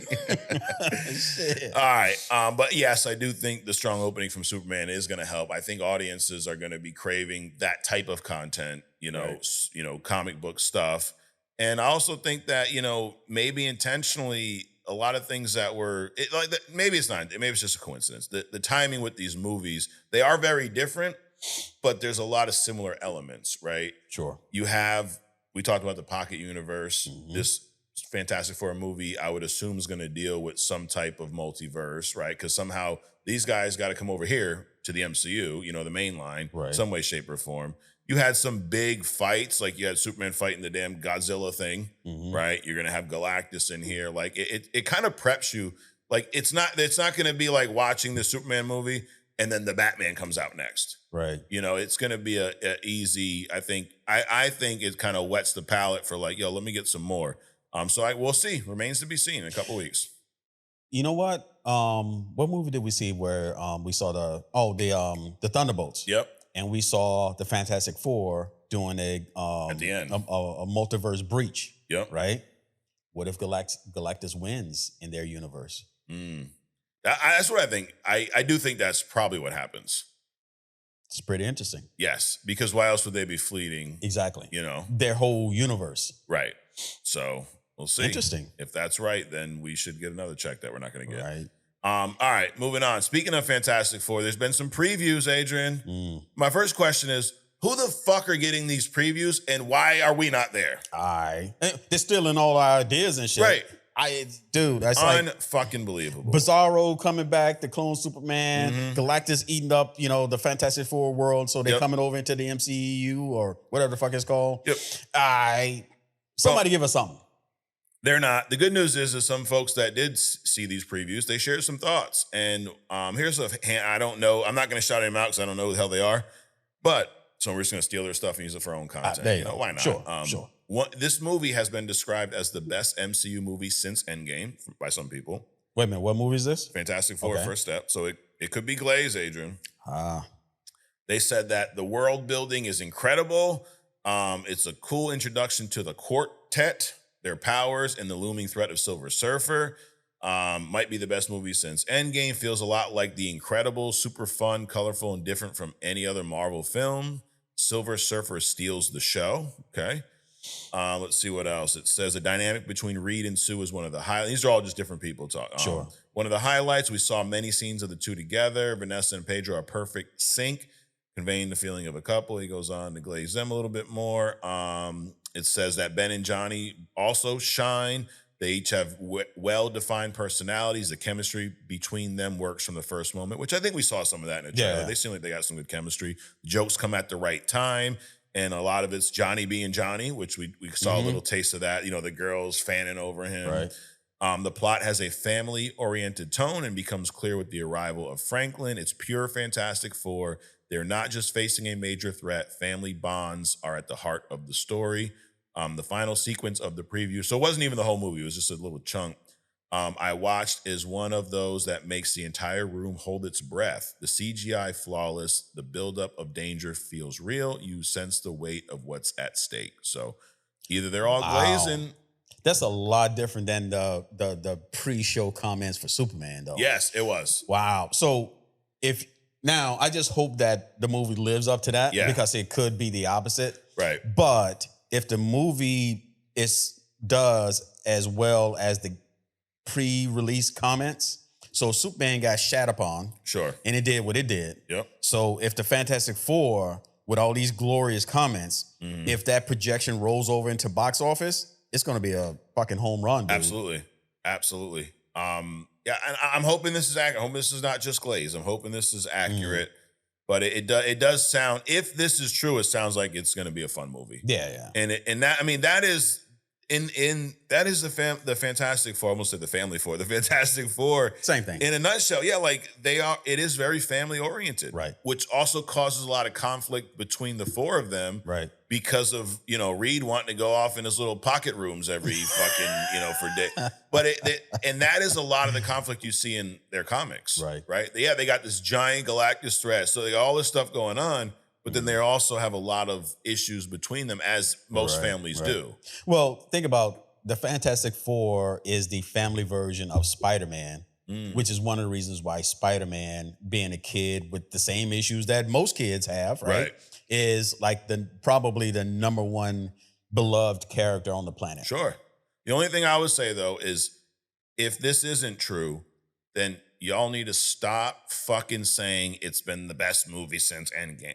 I think that's part of the issue with these, fans that think they're critics. Everything gets compared to Infinity War and Endgame. Stop. Why are we comparing to like literally movies that were built for 10 years? Right. Of course, Thunderbolts isn't going to be as good as it can be. It's not going to be Infinity War level. Right. It's impossible. And that's probably one of the best things going for the DCU is they got nothing to compare to. It's a whole new thing. Right. Like the DCEU was so bad, like anything you put out is going to be better. Sure. So you don't have 10 years of compare. Like I mean, they could have put out another Morbius.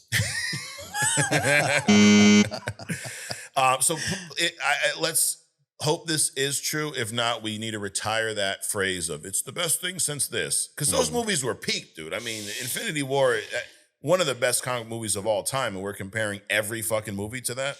I mean, that's kind of unfair, I think, because you have to have a gauge. Yeah.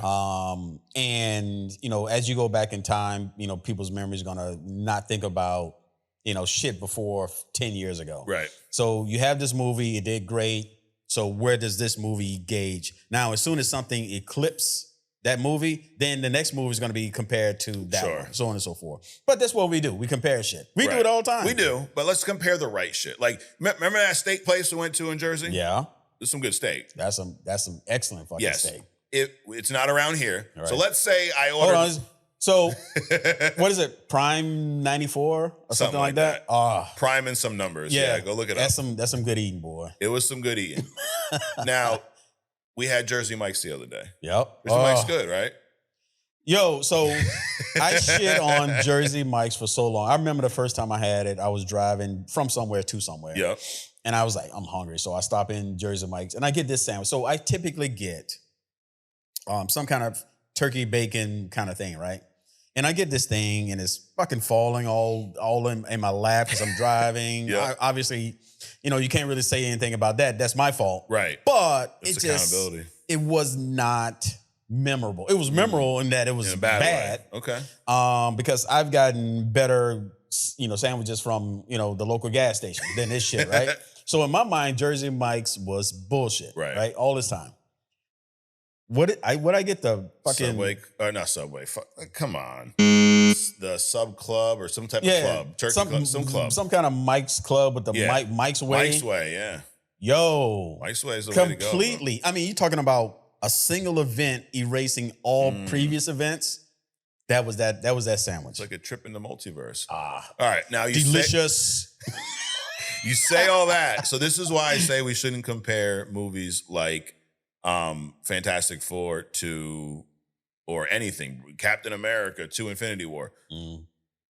Prime, whatever the fuck it was called, that steak, right? That's Infinity War.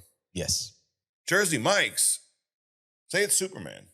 It's amazing, but it's a different level of... Absolutely. So let's not, I'm not going to compare the Big Mac I had yesterday. Bro, it was good. It was tasty. Yep. To the steak we had at Prime 94. Correct. So stop comparing a movie that wasn't built for 10 plus fucking years to the goddamn Infinity War, you fucking crackheads. Don't cut that part out. Anyways, moving on. Anyway. So we talked about how DCU is now the foundation's laid, right? We have Creature Commandos. We got Peacemaker, which... So, my man showed up, dude. That was funny as hell. Yeah. Everybody just started cracking up because obviously I'm not the only one that watches Peacemaker, right? Correct. So I got something. I got a good news and bad news, okay? So you know our segment. Finally! Right, where I finally watched something. Well, I don't have anything to talk about today because I am finally going to watch The Peacemaker. Okay. I started watching it. I'm only one episode in, so I'm not going to talk about it. But by next week, my plan is to have that done. I'm going to revisit it for a couple reasons. One, I love John Cena, right? And his cameo in here was awesome, but it also means that he's going to be part of the DCU moving forward. Right. So as my guy who was yelling at me in the comments for not being an expert, I am going to give Peacemaker a fair shot because I know that character is going to continue. And there's a new season coming out, which we can talk about here. So I'm taking one for the team, Adrian. Right. So that's going to be next week on Finally. We got no Finally this week. This week is Finally Superman came out. Right. But just be prepared. It's so silly. You got a bad movie, and you got good movies. This falls in that middle. Okay. Let's call it ridiculousness. Got it. So it falls in that. It's different. You liked it though. I did, yeah. Is it like Deadpool type of sillier or in that same realm? It's in that same realm, except in that comparison, Deadpool actually makes sense. Okay. And it's just weird, dude. But it definitely falls in that Deadpool. I love his whole I will, what do you say? I'm all about peace, and I will kill anyone that I have to make sure I get it or some shit like that. I'm like, that's just perfect. Yeah. So anyways, James Gunn is establishing this universe, right? Yep. He did an interview recently. Oh, one thing we didn't talk about in the review, you guys cut this and add it to the review. Supergirl. Wow. So when I say the dog, right? Yep. That dog from the first time I saw it just pissed me off. I didn't know how, what's the political word to say retarded? I don't know. Anyway, the dog got retarded as the movie went on. Okay. I mean, even if the cross-eyedness, the fact that he's in a bubble chasing squirrels, just completely unaware.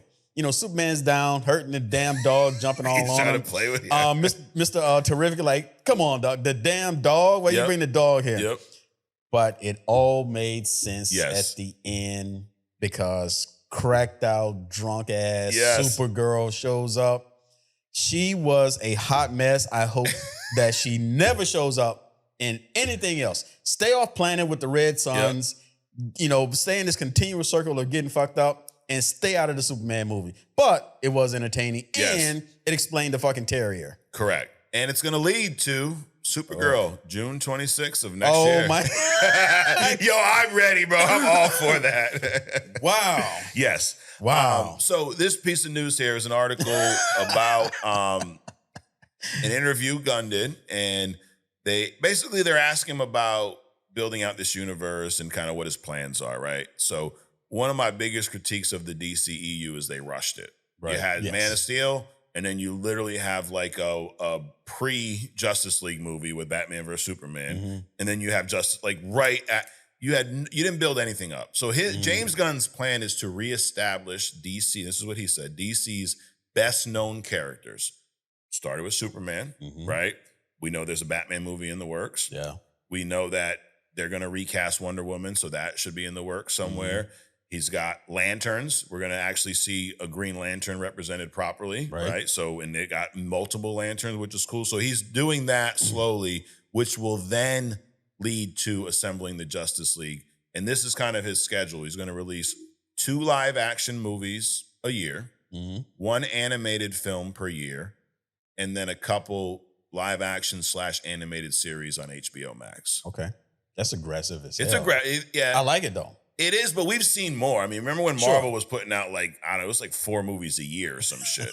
But I think it's aggressive, but I think it is something that can be sustained with, I mean, there's so many characters. Kind of like the Marvel Rivals thing. Like yes, DCU ain't Marvel, but there's so many characters to build out.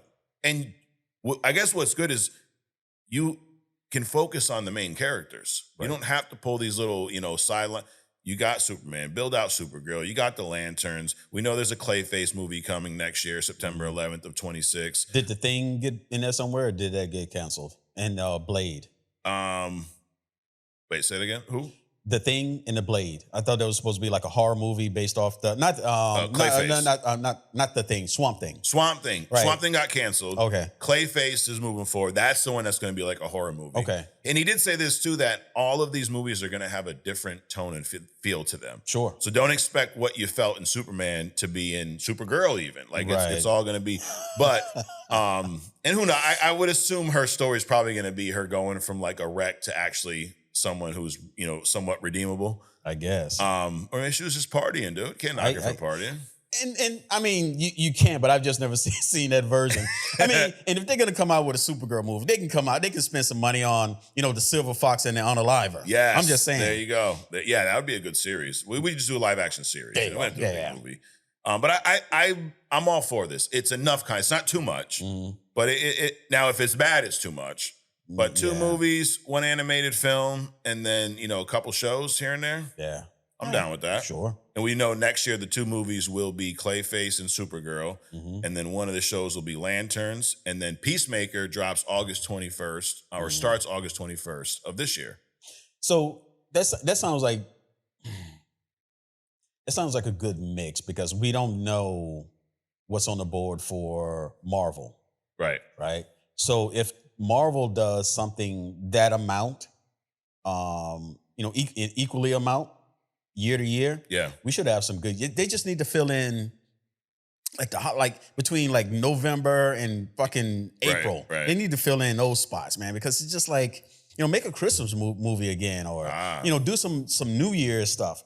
Stop making it all spring to fall. Right. So yeah, dude, I'm liking fucking this. More ideas, dude. We can't help it. I understand that, but damn, somebody give us something. Well, here's supposedly they're considering this now that the Superman movie dropped. A Mr. Terrific project, whether a show or a movie, and then also a spin-off show with Jimmy Olsen, his character. Now, I was with you in the first half. Right. I'd be all for Mr. Terrific anything. Sure. That was great. I think that would work better as a show. I don't know that that'd be a big movie. Who knows? I mean, Blade was popular. True. So I think it could work anyway, but I think probably a show would be better. That way you can learn more, like you have more time to develop that character. Nah, just bring him out every 3 years differently and tell his origin all over again. You can do that too. That seems to have worked. Now Jimmy Olsen, dude. You don't want Jimmy Olsen spin off? So first of all, I'm looking at this guy, right? First of all, why was he a chick magnet? That's the first thing I had to figure. I was lost in that. Yep. And then I understand why Lex Luthor is girl, because she was batshit. So I understand that. But she was also, maybe she had a genius level intellect. She was taking pictures in front of all of his paperwork. Right. And why didn't he realize that? Yeah. But yeah, no, I can definitely do without a Jimmy Olsen. Okay. Anything. No Jimmy Olsen. Literally anything. Well, moving on. This next piece of news is something I could do without. So Sony Pictures, we talked about how they may have came to their senses and put a pause on their stupid cinematic universe with no Spider-Man, but all the villains, the Madam Webs and all that shit. They're rumored to be working on an animated Venom movie now. So they just can't leave it alone, dude. Here's what I say. This one's going to be quick. We're going to move on. If it is without Spider-Man, fucking knock it off. Right. If you have a Spider-Man in it, I'm all for it. How do you feel? I agree. Yeah. I agree. He died in the last one with the poison. Just leave it alone. Right. Yes, thing. Would it be tie into that? Maybe it's a new thing, but if you're going to have Venom in anything, for the love of God, have Spider-Man there. Right. Fuck. Take that. They take all our other fucking advice. Take that one. We talked about Ironheart last week, right? Mm-hmm. The season wrapped up. It was, better than at least I felt early on. Right. Mephisto was one of the highlights, probably, right? So good news is they're rumored to have some plans for Mephisto moving forward, dude. He's going to be in at least 3 other projects, and this may lead to a Midnight Suns movie, which they've been, talked about, some Ghost Rider and a lot more. There's a comic story where I guess they're rumored to be adapting, and I forget the name of it, but it's a 4-issue event, and in this story, Mephisto took over Las Vegas. He created hell on earth.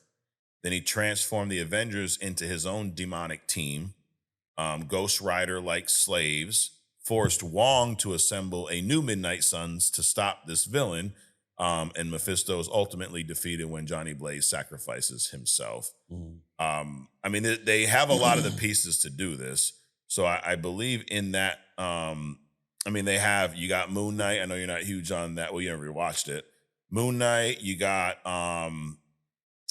America Chavez, you got Wong. So you kind of have, and what they're saying is Strange Academy. Remember that show that was rumored with Wong? That may kind of lead into this. Now, initially with Strange Academy, I'm like, I don't want to see that shit. But we saw the, what's her name? Zelma from Ironheart in the store. So now we know there's other people with magic. You got fucking Ned, Spider-Man's guy messing around with the magic. And you now have the Hood. So I'm actually, with some of these pieces in play, I'm probably more apt to, you know what? I'll give them the green light for the Strange Academy. So they would take everything from us anyways. But how do you feel about a Mephisto story? Like, if that were, and this is just a rumor, but Mephisto takes over Las Vegas, turns it into hell on earth, manipulates some Avengers, gets them under a spell, and then Wong has to form a team of, magicians, right? To kind of save the day. Ghost Rider in the mix. I think it'll work. Yeah. Mephisto is actually one of those Doom level characters. Doom, Galactus. He's an imminent threat. Okay. And while I don't think there needs to be an extended show about him or even a movie about him. Right. Not a solo one. Not a solo one. He's definitely prominent enough to where he can show up in things periodically. Yeah. Do some damage and then, move on. You can decide, what you're going to do with him. Right. That's a perfect example where they did a good job with that. Like, Sacha Baron Cohen knocked it out of the park. I want to see more Mephisto in some other projects, So, if they're asking, I don't know if they are, but I give it my blessing, Adrian. Okay? Well, Mephisto shat up on Dormammu. I wouldn't wipe it with my ass. I wouldn't wipe my ass with this Dormammu guy. Right? Yeah, that was fuck funny. that guy. All right, last but not least, we had James Gunn should have just been a guest this week. He's in every. Should have been. I don't know. Think he's busy, maybe. Not too busy to keep stealing our shit. That's exactly right. So we mentioned last week that he now has the script to Batman 2.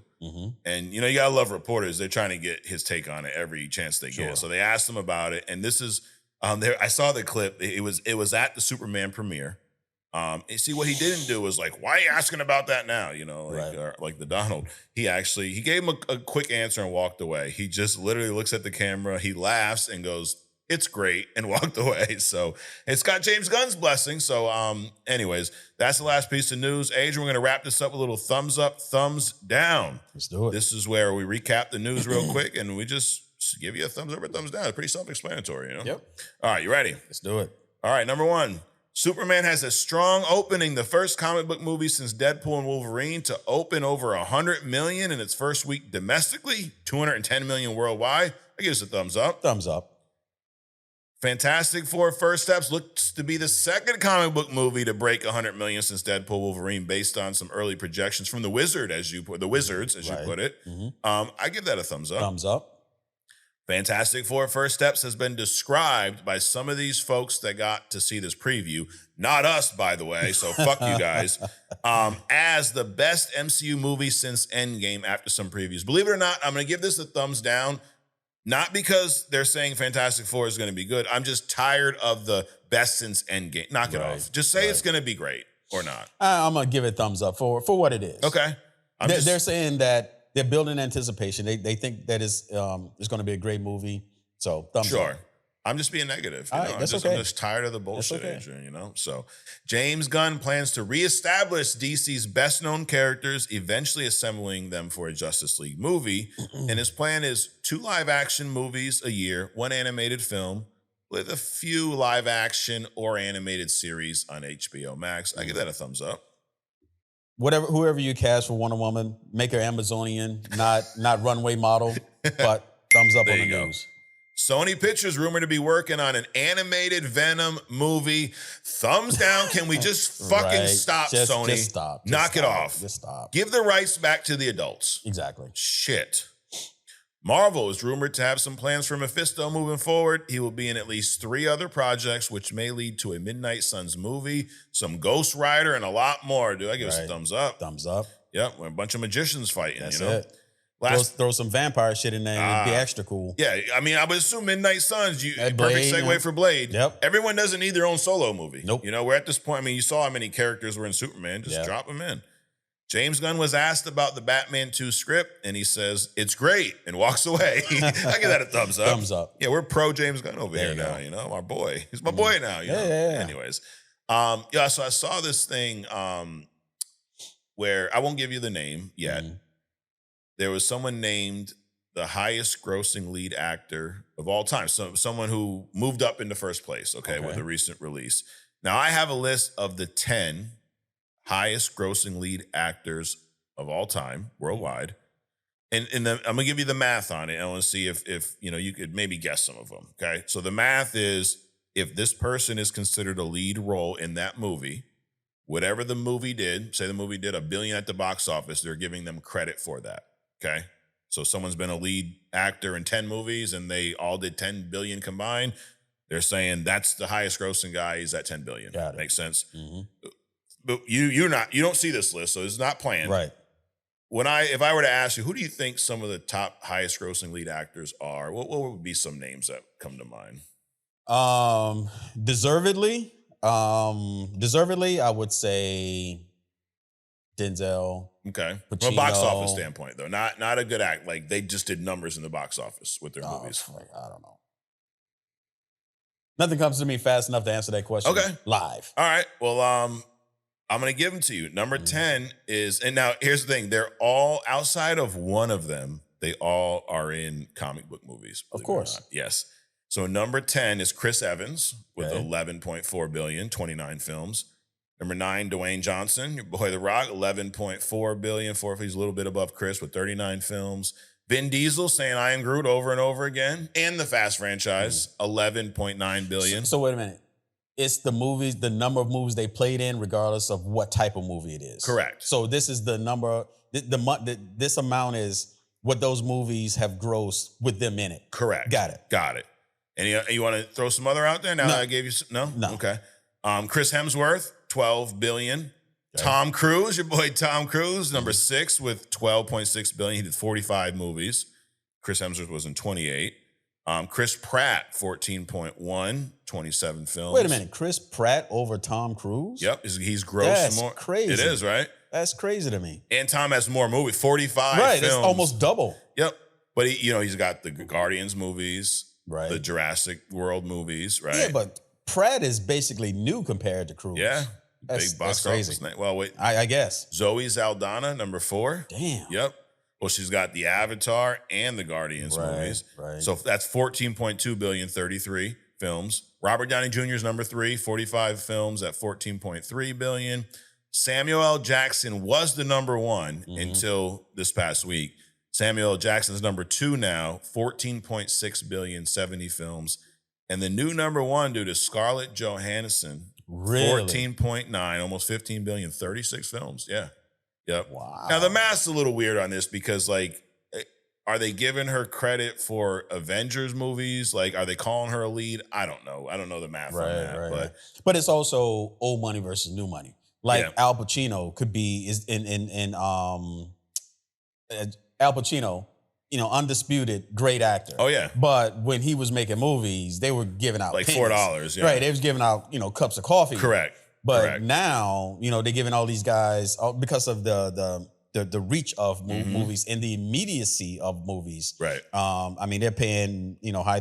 I'm surprised Will Smith wasn't there. Maybe that $20 million fucking Western he did was one-time deal. Maybe. Oh, Wild Wild West. Yeah. Okay. So there you have it. The highest grossing of all time is now Scarlett Johansson. So wow. Congrats to her. Congrats to the whole list. It was crazy is Samuel L. Jackson, like that's where the math, like was he the lead? I don't ever, he's always like a co-star, right? Right. But I guess you would consider that a co-lead, maybe? Is that where they're getting? But anyways, so moving on. Adrian, we talked about, I warned you in advance I was going to have a yapathon today. Yes. Okay. I'm going to break down some history. Yeah, I think so. Yeah. You okay with it? I'm good. Because you got your yapathon later, Hidden Gem, which we now know who it is. Well, I mean, it's not considered a yapathon, but it's Adrian's learning tree. You're right, with different terms. It's an extended segment where one person talks more than the other. Let's call it that. Okay, yes. That's easier to say than yapathon. So I did some research. Yep. There's kind of a theme here. We do a lot of this on other stuff where we're not experts, but we're not afraid to spend some time learning, right? I did some research for everybody because I don't know. First of all, do you know where comic books came from originally? The mine is some deranged kids sitting in the basement. not exactly. But I think I don't know exactly where they came from, but they came as an expression of social and political things in the world. Okay. They are a result of that. Some of those are. In a nutshell, yes, you're not wrong.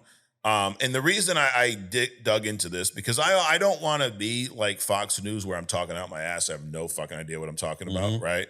I will also say fact check all this shit because I put it together and I'm going to, yap through it. But the whole, woke, political, whatever. And I even had a lot of people in the comics or in the comments, comics better not go political. I'm like, bro, what fucking comics have you been reading? Right. Like, they're all political. Right. Not all, but it's always been an underlying tone. The origins of most comics, if you were to watch a Superman origin, right? Yeah. A comic origin would include politics. Correct. And social injustices. And then I do think there's a trend where people misinterpret what the message they're trying to get across in comics, and then they do things like put the Donald on the Superman, which you're like, that actually is the opposite of what y'all stand for. So I wanted to break down the origin here. So comic books started as comic strips in the late 1800s, a long fucking time ago. Right. You know what life was like in the 1800s, dude? Blissful. Yes. Yeah. Amazing, right? So you need some hope. Yes, you need some hope. People were literally savages. Like the death rates were through the roof. People would get sick. Plagues would spread. Like they're living in shacks. Like it wasn't like how you and I live today. Correct. A lot of immigration from Europe. Yep. Okay. And what's funny is how things change. Because back then they treated the Europeans the same way they treat the darker skinned immigrants now. Until they found a use for them. Exactly. The middle class. Yes. Cops. I'm just saying. But at the time, they were looked at as like they had disease or something because you came from Italy or you came from, Greece or whatever the case. Like it was, but comic strips were born during the newspaper wars. So there was a fella, Pulitzer. He's actually created the Pulitzer Prize. We've heard of this, right? What's the name? Pulitzer? Pulitzer? Yeah. How do you say it? Pulitzer. Pulitzer? Yeah. I don't fucking know. Pulitzer? No, yeah. I don't think that's a name. I mean, I could be wrong. Yeah. Fact check. Wait, you don't think that's his name? No, I think. Or you think I'm saying it wrong? Yeah. Oh, most likely, probably. And then there was the fella. Dude, I don't dispute that at all. This guy Hearst. Okay, so we're not going to dig a lot. There actually could both be hidden turds on our other show.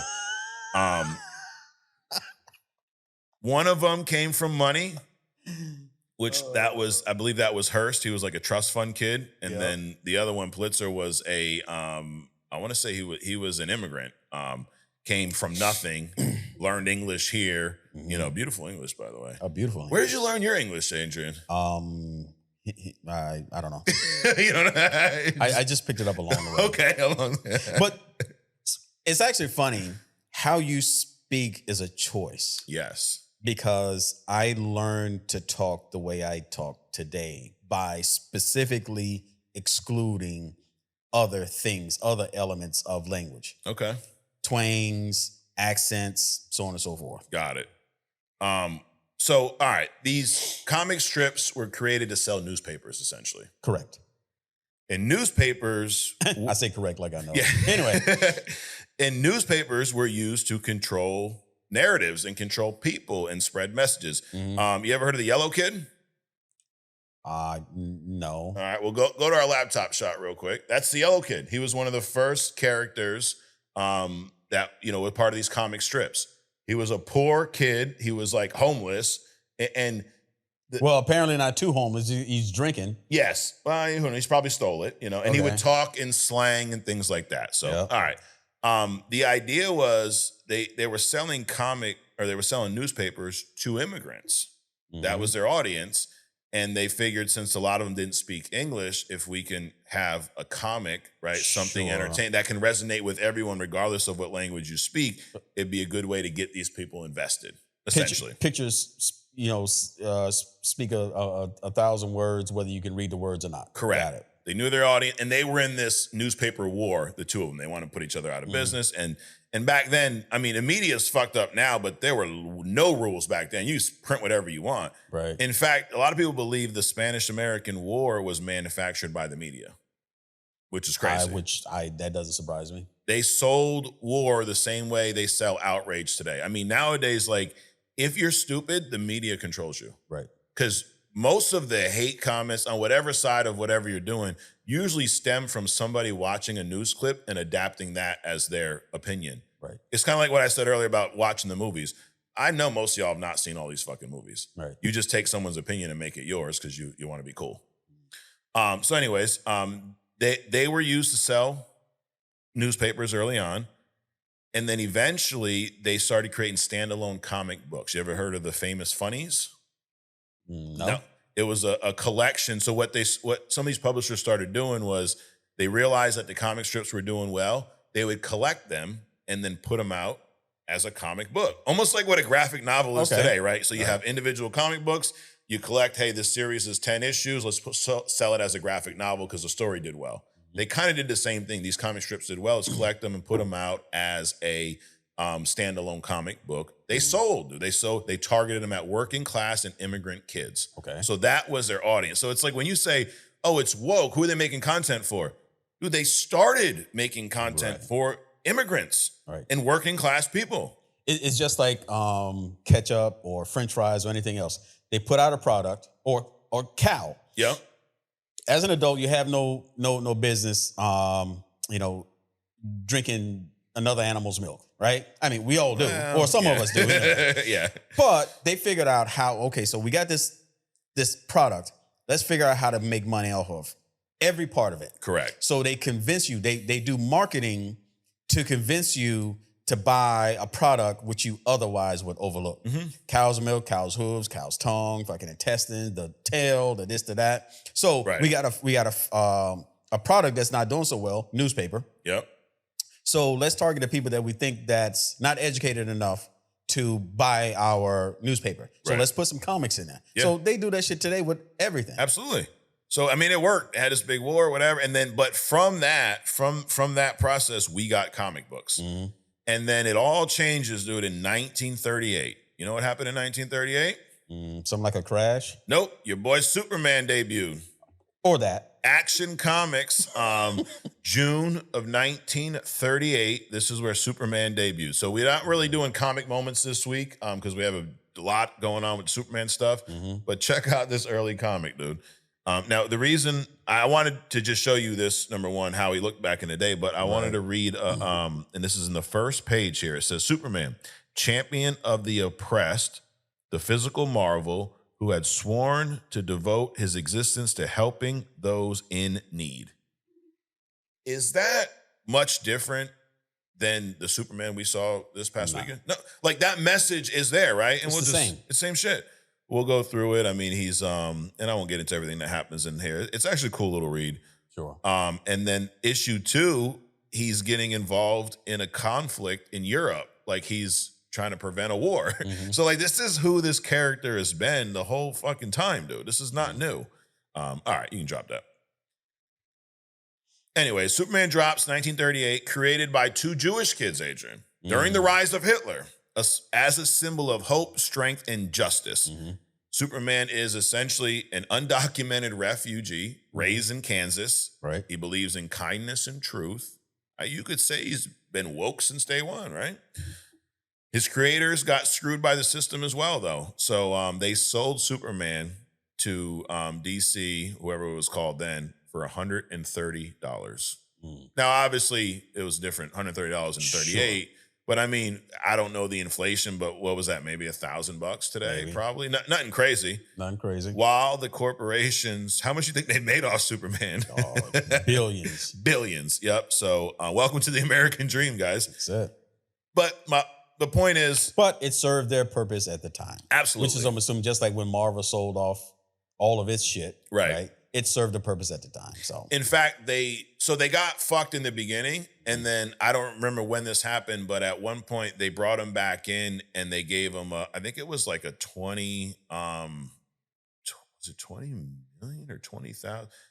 They paid him annually afterwards. I don't remember the exact number was. Nothing compared to what they made off the character. Sure. But also they did more with the character than these guys did. At least they gave him some post creds. Correct. Which they're not doing for us. Exactly. But they did do that for them. But so Superman, undocumented refugee, grew up in Kansas, and becomes this, like, I'm going to stand up for what's right regardless of who's involved. I mean, it's pretty much in a nutshell. And we saw that in the movie. Like, that was a lot of the conflict was like, I love the part where, like, Lois was pissing me off in this interview. Right. But I love when they were going back and forth and she's trying to frame it as most Americans would, like, oh, you're representing America. He's like, I'm representing me, motherfucker. I ain't representing anybody but myself. I'm just doing what's right. I stop people from being killed. Well, I mean, if you live in America and you have an action outside of the borders, then you could be looked at as being an American acting outside of America for your own interests. But I think and I think they call those terrorists today. Possibly. So I'm just saying. He's an immigrant terrorist who's saving the world. So anyways, moving on. That was Superman. Captain America is another one that people get wrong. I believe that there are people out there that believe Captain America is the ultimate patriot. Captain America is a lot like Superman in the fact that he is going to do what's right regardless of what the American government thinks. Right. Now, he started as a soldier, right? How many times, though, have we seen in the comics where the government's doing one thing, Cap don't agree, and he's like, fuck y'all, I'm out. Right. I mean, he's literally like turned in the shield, like I'm not gonna, he went, he was nomad for a while where he was kind of out on his own. But there's been plenty of times where, and we've seen this even in the movies, like in Winter Soldier, where you're now spying, like this level of privacy invasion is not something I'm down with. Right. So a lot of people, Cap America, no, Cap is about same thing, what's right. Right. He also debuted in early, I don't know, it was like 40, but I know in 1941, months before Pearl Harbor, in the comics, he literally punches Hitler. You know what's crazy, dude, is it wasn't even Marvel at the time, it was Timely Comics. They got death threats during this era. Oh, I'm sure. We look back on it and like, Hitler was evil and this and that. It wasn't as clear cut back then. Right. There were a lot of supporters too. Like it wasn't one-sided. Absolutely. So the fact that Marvel or whatever they were called at the time were doing this, dude, they had police officers at their office because of the amount of death threats they were getting when this shit was going on. Yeah. Also created by two Jewish creators. Cap was kind of propaganda in a way. But like on the other side, he I guess, against fascism and things of that nature. The X-Men, another one. Civil rights. And I think that the X-Men, that's one of the comparisons, but they are literally a metaphor for any type of oppressed group. Correct. Right? Like that's one that resonates, at least when I was growing up. I remember Stan Lee talking about the similarities of MLK and Professor Xavier, Malcolm X, and Magneto. But I mean, there's gay X-Men, there's all kinds of demographics, there's Asian, Black, there's African, it literally is an allegory for any type of oppressed group. And it's, you see in the comics a lot where like the Avengers are celebrated. Correct. And the X-Men are like looked down upon because they're different, right? Just another example of comics being woke. And this X-Men dropped in 1963, by the way. So this also, they didn't change this either. And even though the X-Men are a mixed group, you got the mixed races, you got the mixed genders, you got all the mixes, they're still considered the minority. Correct. As opposed to the Avengers. Yeah. It's like, dude, where I grew up, because, I grew up close to where you live now. Mm-hmm. When I grew up, the area was predominantly not white. Correct. Most of my friends growing up were not white. When we didn't pull over, but when we had interactions with police officers as a kid, do you think they treated all of us different or they treated us all as a group? All as a group. But I'm white, Adrian. They didn't care. They didn't care. And it's kind of what you're saying here. It's like they're all in this group that they all look down upon. Correct. Dude, even like disabled people, the guy, Professor Xavier's in a wheelchair. Correct. You ever think about why he's in a wheelchair? Because it doesn't make sense with the whole Right. It's for that reason, I believe, to represent that demographic of people who also, you know how people look at someone because they're in a wheelchair or something's different about, they fucking stare. Oh, he can't help it, dude. He didn't fucking pick to be that way, So the other thing that they get so wrong is the Punisher. You've seen this where police officers, they've adapted this skull because it looks cool. Right. It looks cool, right? The Punisher is a critique of the justice system. Right. The Punisher is not a hero. Is that a fair statement? That is correct. He is, you could say anti-hero. You could also say he is, I love the way I read something here where he is basically, he is a symbol for what happens when the system fails. I wouldn't, the Punisher and the Batman is similar to me. Okay. Not in there. So Batman is considered a hero while the Punisher is considered a villain. Right. Only because the Punisher kills and Batman does not. Yeah. But I think some of Batman's victims would agree that they would just rather him fucking kill him than the beating that he gets. I look at them as equalizers because they're this realm between society and the perceived version of our justice system. Because a lot of people just get a bad shake in life, you know, and a lot of it's done by the justice system, the cops, and things like that. And that's where the Punisher is almost like a mirror. Like, hey, this is a failure. Right. Like when things fall through the cracks, when people who are guilty get off not guilty, and that's kind of his whole, the mob killed his family and they weren't held accountable. So he took matters into his own hands. So he's more of like a warning of like, if things don't get better, this is what could happen. Correct. He's not to be celebrated. Now he's entertaining. It makes for a really good read, but I don't think people should go out and want to be the Punisher. Right. Well, if you read in the news, some people, they're not trying to be the Punisher, but they're pushing back. Absolutely. They're pushing back. Absolutely. And what's funny is these same groups, like the military, these cops and not all of them, but I don't, if Frank Castle was real, he wouldn't be excited about that demographic using his imprint, right? There's even a Marvel comic from a few years ago where that happens. They're using the logo and Punisher rips it off of the cop car. And then it kind of asks him like, well, who should we believe in? And he points at a picture of Captain America. Like, believe in him, not me. Right. I'm not the example. I'm here for when y'all fuck shit up. Right. So, and I guess in a nutshell, dude, this is this is what comics have always been. And I didn't know that about the origin, the war of the newspapers, targeted immigrants and things like that, but it makes sense why this messagery is still there. Sure. So it's, here's the thing. Superman is an immigrant, alien, whatever you want to call it. Cap fought Nazis. The X-Men marched with civil rights, and the Punisher is a fucking warning. Comics didn't get political. Y'all just finally started paying attention. Correct. Is really what happened. So that's my yapathon, Adrian.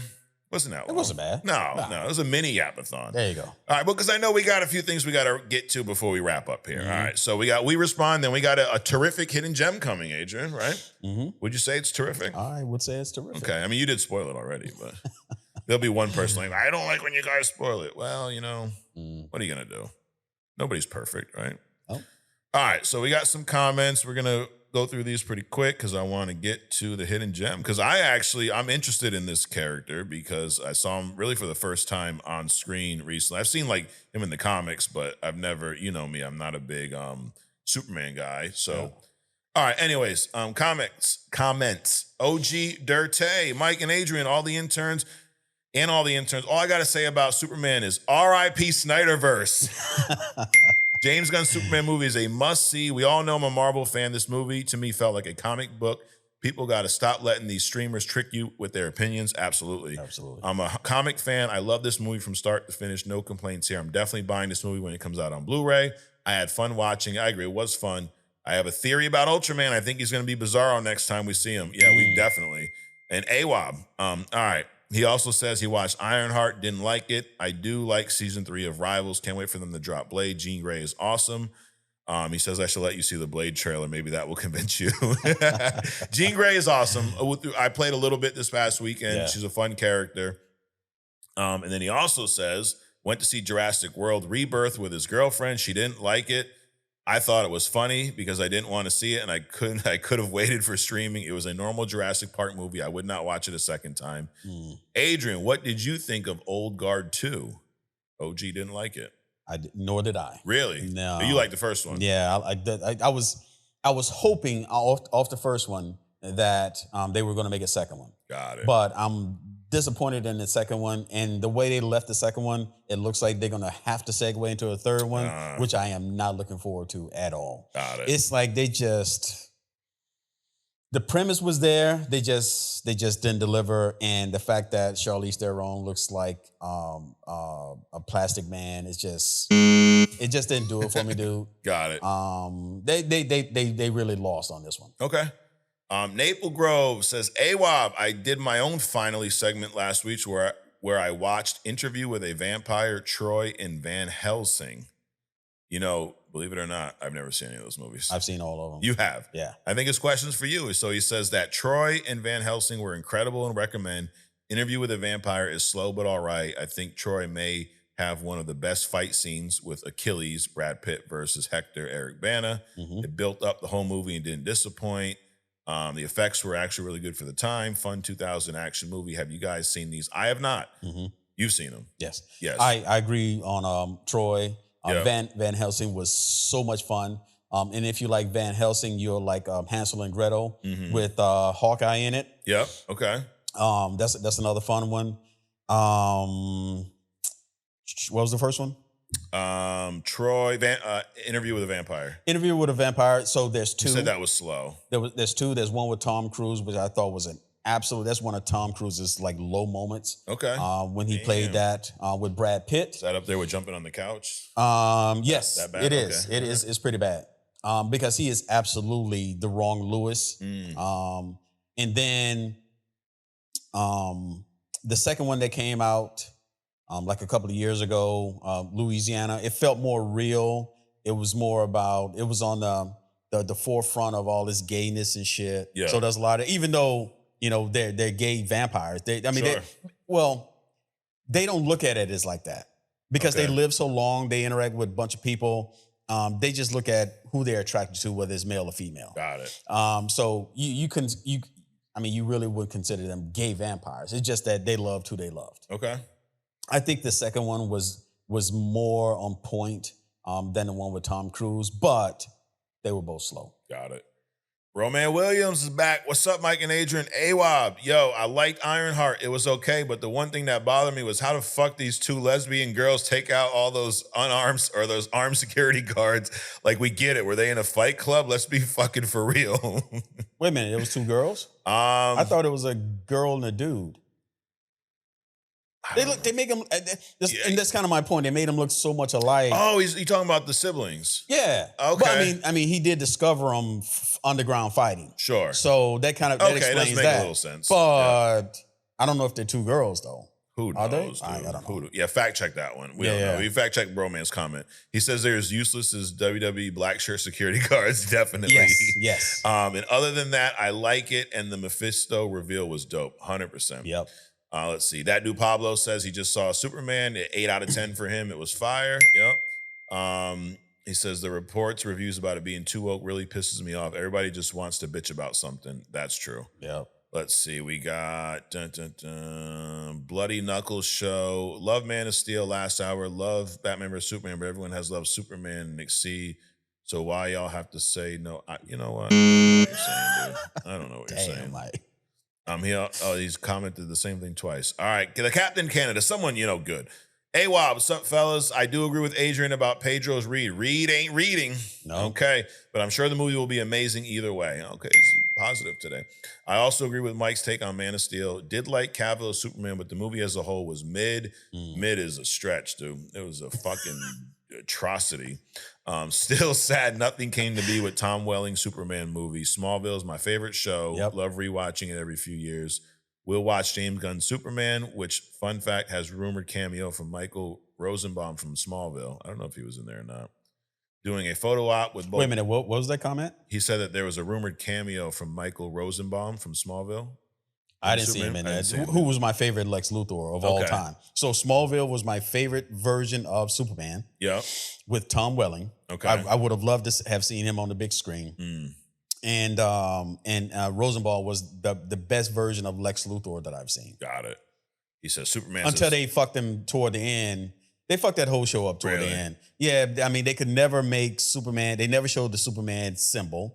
They just showed him as, the guy with the cape or the blur or some bullshit.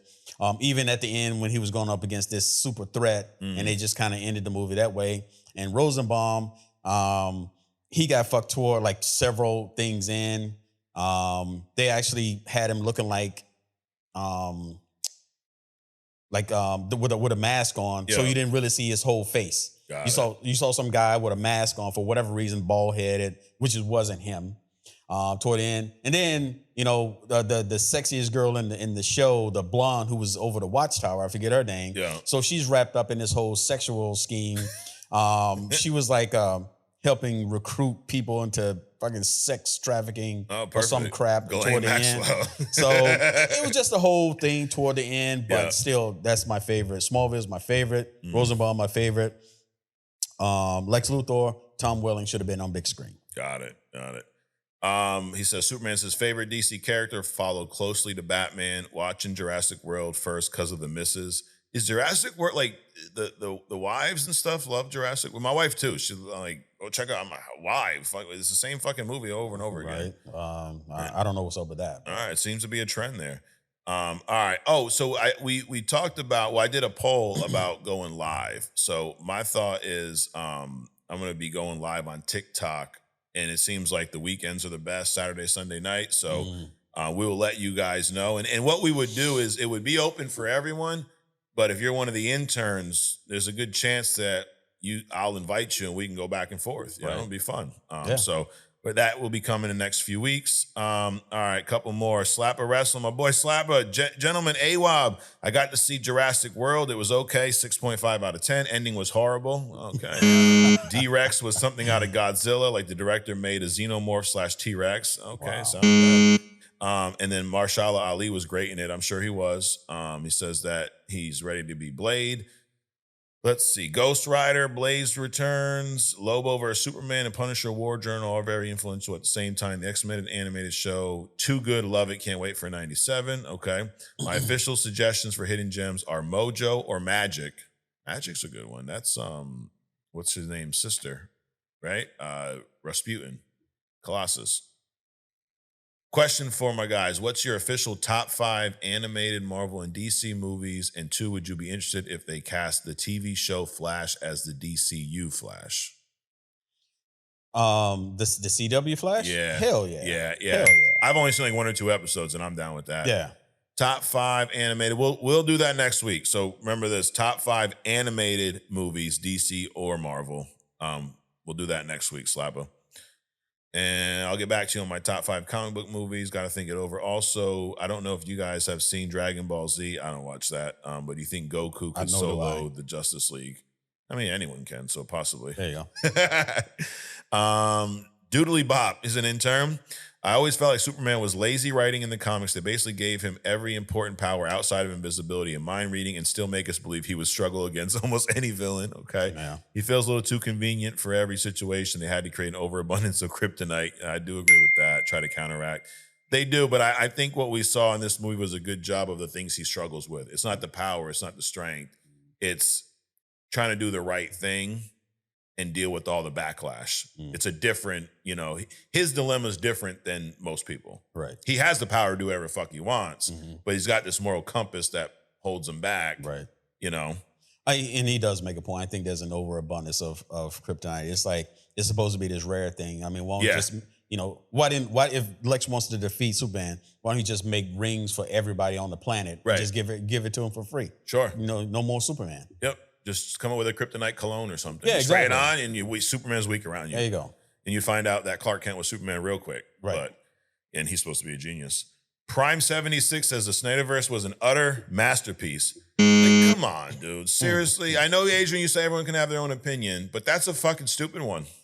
He's just trying to move you, man. He really is. Yep, he really is. And he also says, Homie in the White is weird, but he's entitled to his opinion. I guess I'm Homie in the White now. Because, why am I weird? Because I don't agree with you? Fucking people, Pure Venom. Yo, Mike and Adrian. AWAB. Haven't commented in a while. I know. Where you been, bro? Been listening, learning, and enjoying. Okay, that's a good answer. What do you think? Who do you think is the best showing of Spider-Man's power set? The Spider-Man games on PlayStation, the 90s animated show, or the Spider-Man movies? We talked about the power set not being shown. Now, you haven't played the game. I'm going to say the games. You haven't played them, so you can't. Right. Do you think the movies or the animated show did a better job?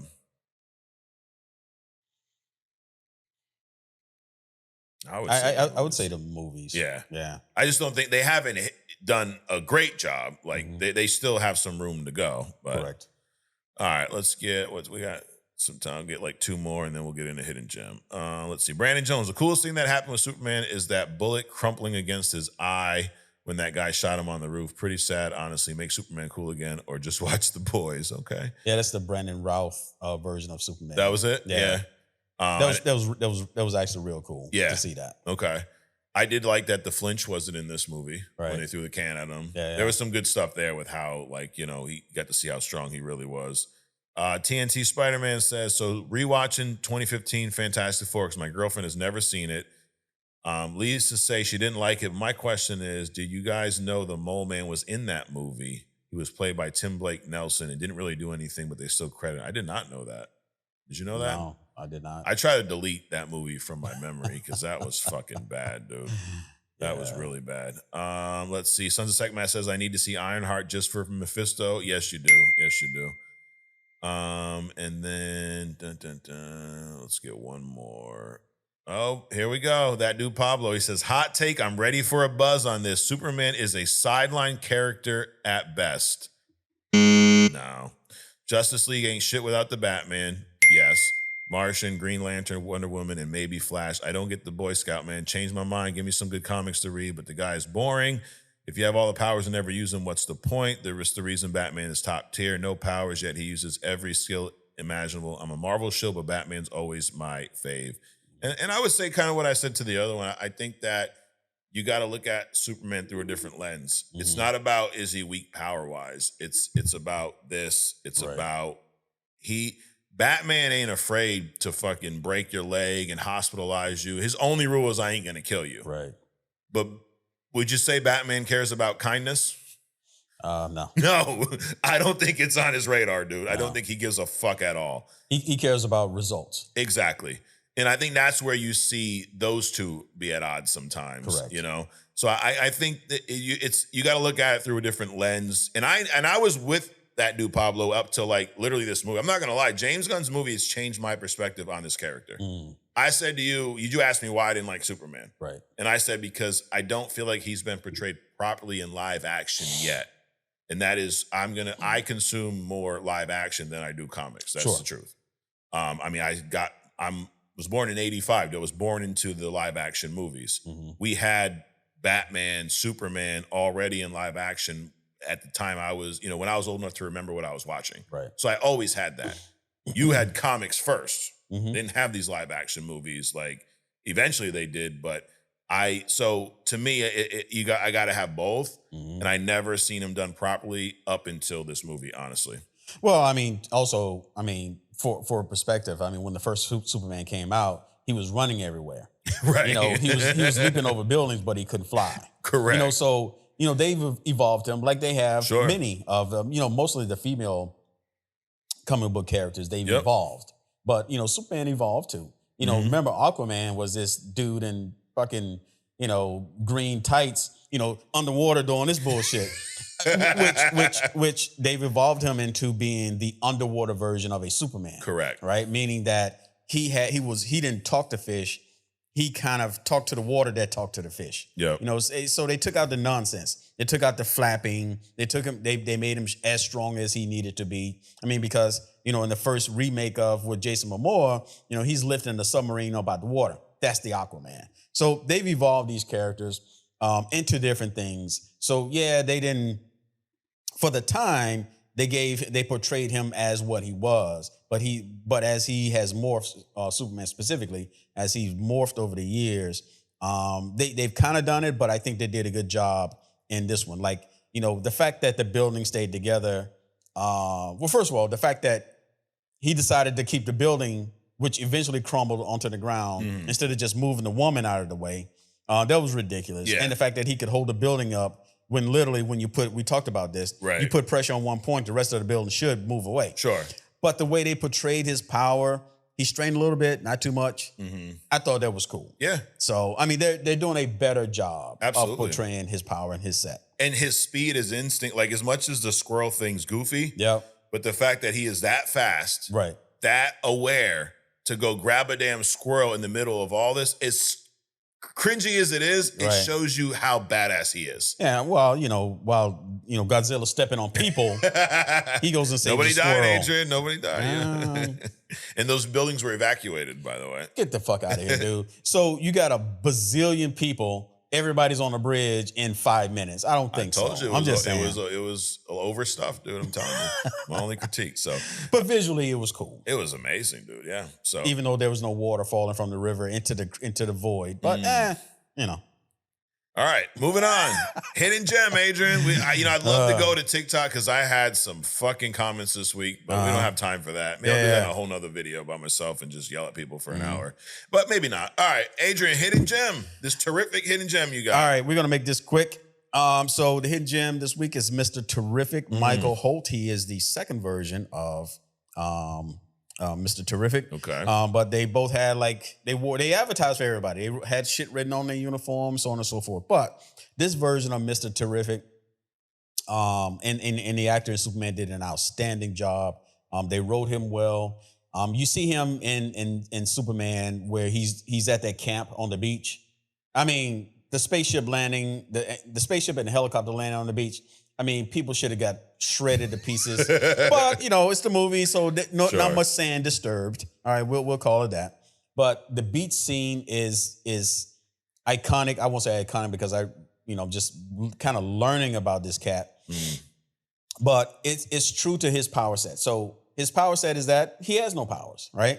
I get to his powers later. But anyway, so this guy, he was a child prodigy. He's kind of like Reed Richards. Right? Child prodigy, with 14 PhDs. He's a multimillionaire. He's an Olympic decathlon.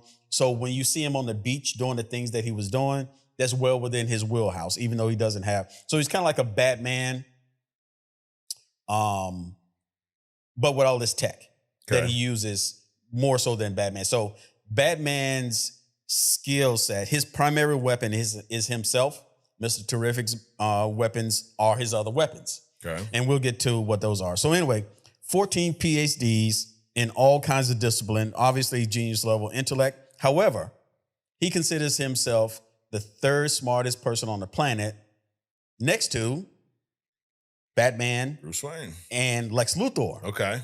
Now, I don't think Lex Luthor is a genius level. He is, but not like that. Okay. I mean, he has lower tier genius? I would say lower tier genius. Yeah. I think his genius is manipulating other people into doing the shit. He's a shyster. Exactly.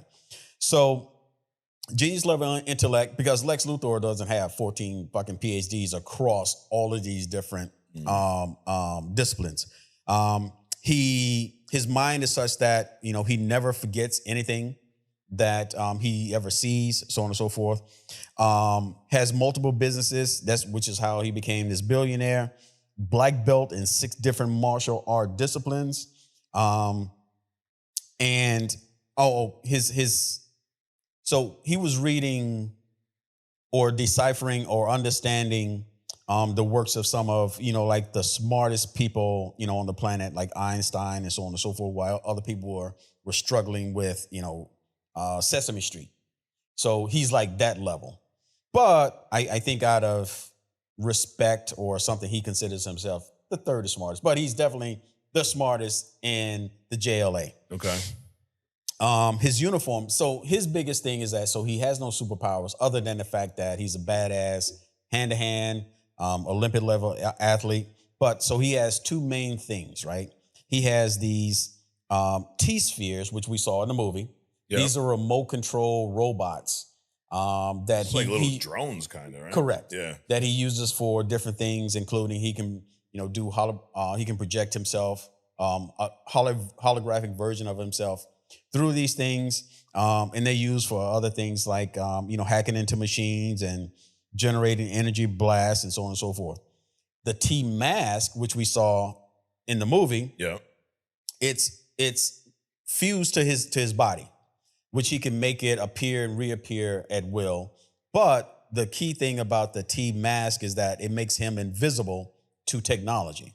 It's kind of like you probably seen commercials on TikTok or TV where they will put this strip of tape over words on your license plate so the cameras can't pick up your license plates, or you wear certain geometric masks so that the cameras, as you walk around town, they can't pick you up. Well, his mask does that, but for all technology except for the red tornado, and then there's one other cat that can detect him. But basically, the T-mask makes him invisible to all forms of technology. Got it.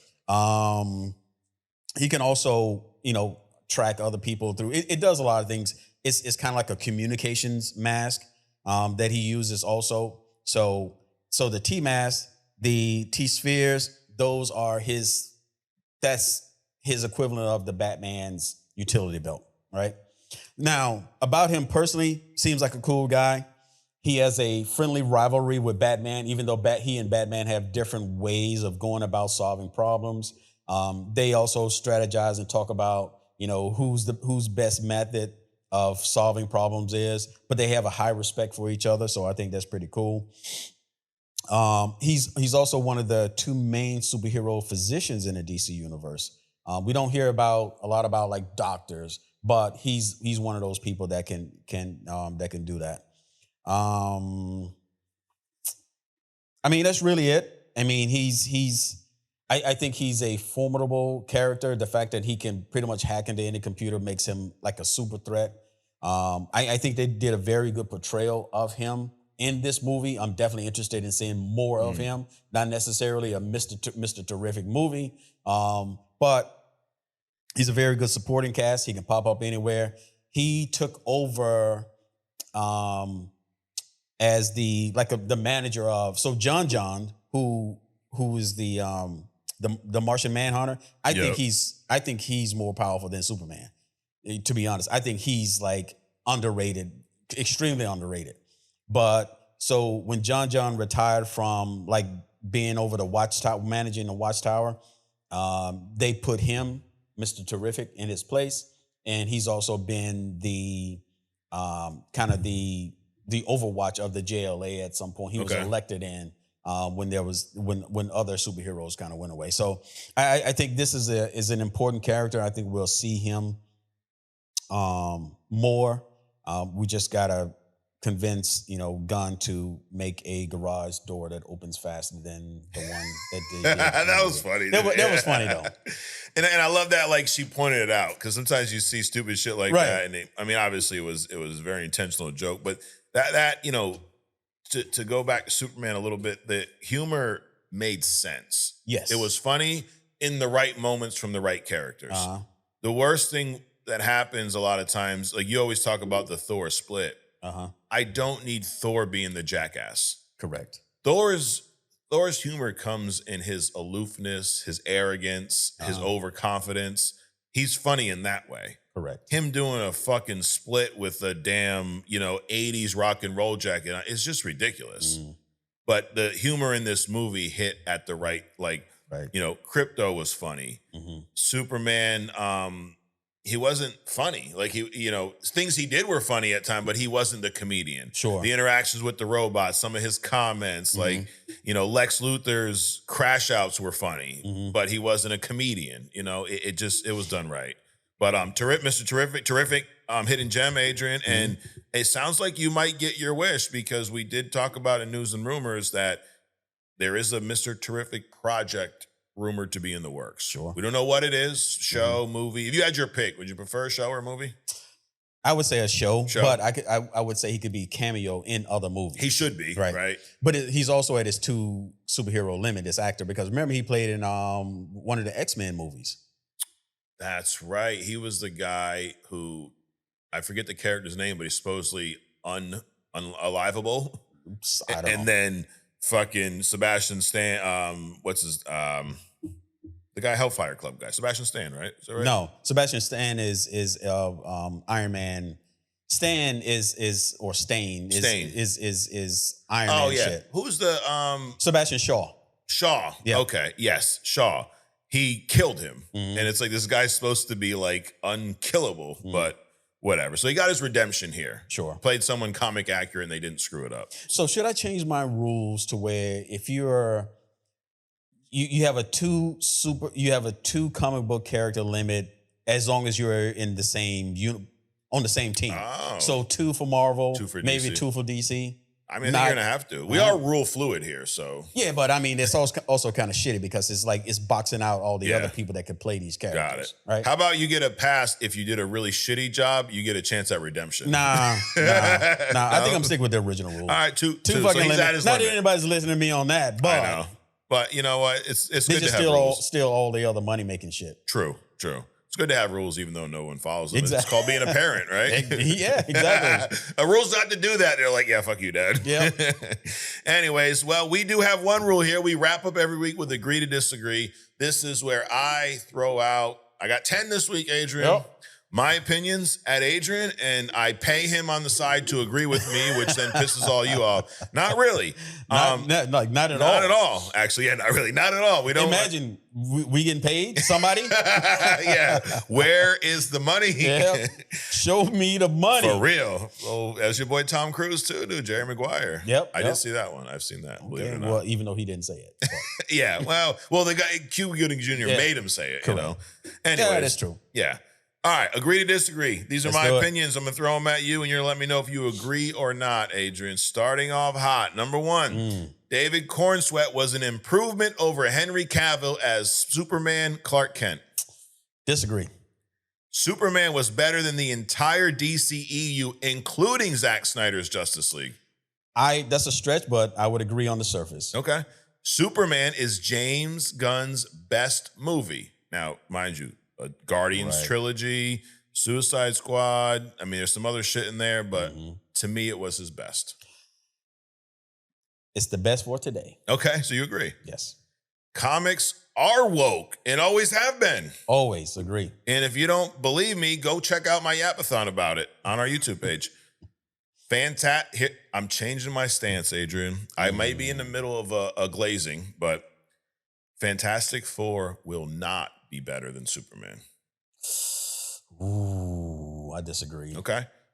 Jersey Mike's is better than Subway. They shouldn't even be said in the same sentence. What they should do is take every Subway and turn it into a fucking Jersey Mike's. I've had enough. Nah, I don't. It's 2 different things. Okay, yeah. I mean, you got McDonald's and you got Prime 94. So I mean, they both serve a purpose. Got it. Yeah. But Jersey Mike's is bad. All right. Well, I don't know about the entirety of Jersey Mike's, but that one fucking sandwich, yes, sir. Okay. Sony needs to give all Spider-Man rights back to Marvel. I just stopped. Why are we even talking about Sony? I mean, Sony in the comics shouldn't even be a thing. That's my point. Give all the rights back to Marvel. Every fucking last one of them. Just give it up. So you agree? Yes. Superman wasn't too political. If an adoption story about an alien who stands for kindness bothers you, you're the fucking problem. Right, I agree. Only Comics is the best comic channel, period. It's not even fucking close. Not even. Agree.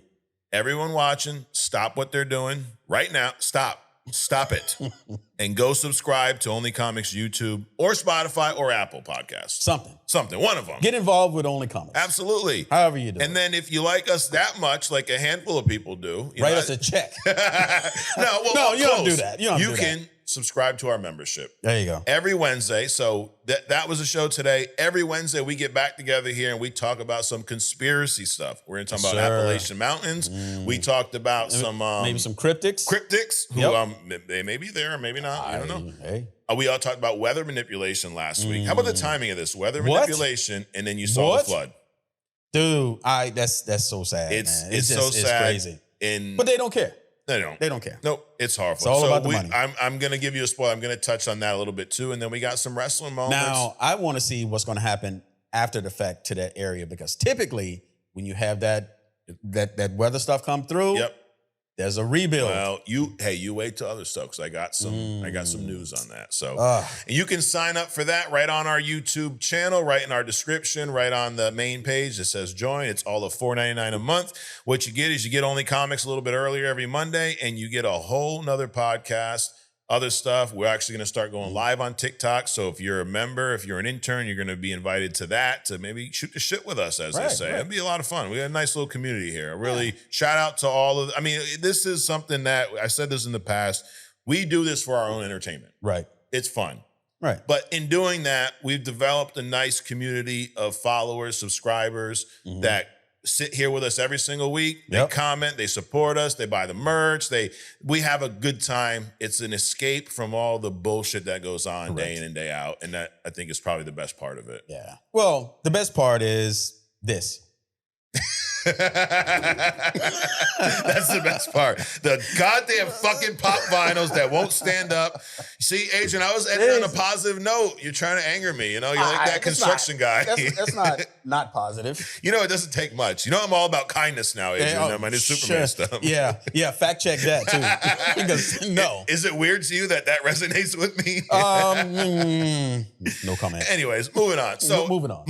Moving out. That was the show. Adrian, thanks for coming out. Absolutely, man. Another fun week here at Only Comics / Fun with Mike and Adrian / Silver Fox and the Unaliver. Yo, when that comic drops, it's a fucking wrap. I'm telling you. At some point, we should do a comic book someday. What do you think? Yeah. Someday down the road. We'll add it to the list. We know some comic book creators. We do. Right? We make do. our own shit. All we need is the ideas. They can draw. Just sit there and who knows? But maybe someday. We're not gonna do what the creator of Spawn did. Whatever the fuck that is, because we're still waiting on that one. Correct. At any moment now. So, anyways, guys, thanks for joining us for this wild ride. Hope y'all had fun. Hope you went out and saw Superman. If not, the fuck you waiting for? Exactly. Now that you're done watching this, go fucking see the movie. Absolutely. So we'll see you next week right here on Only Comics. Peace.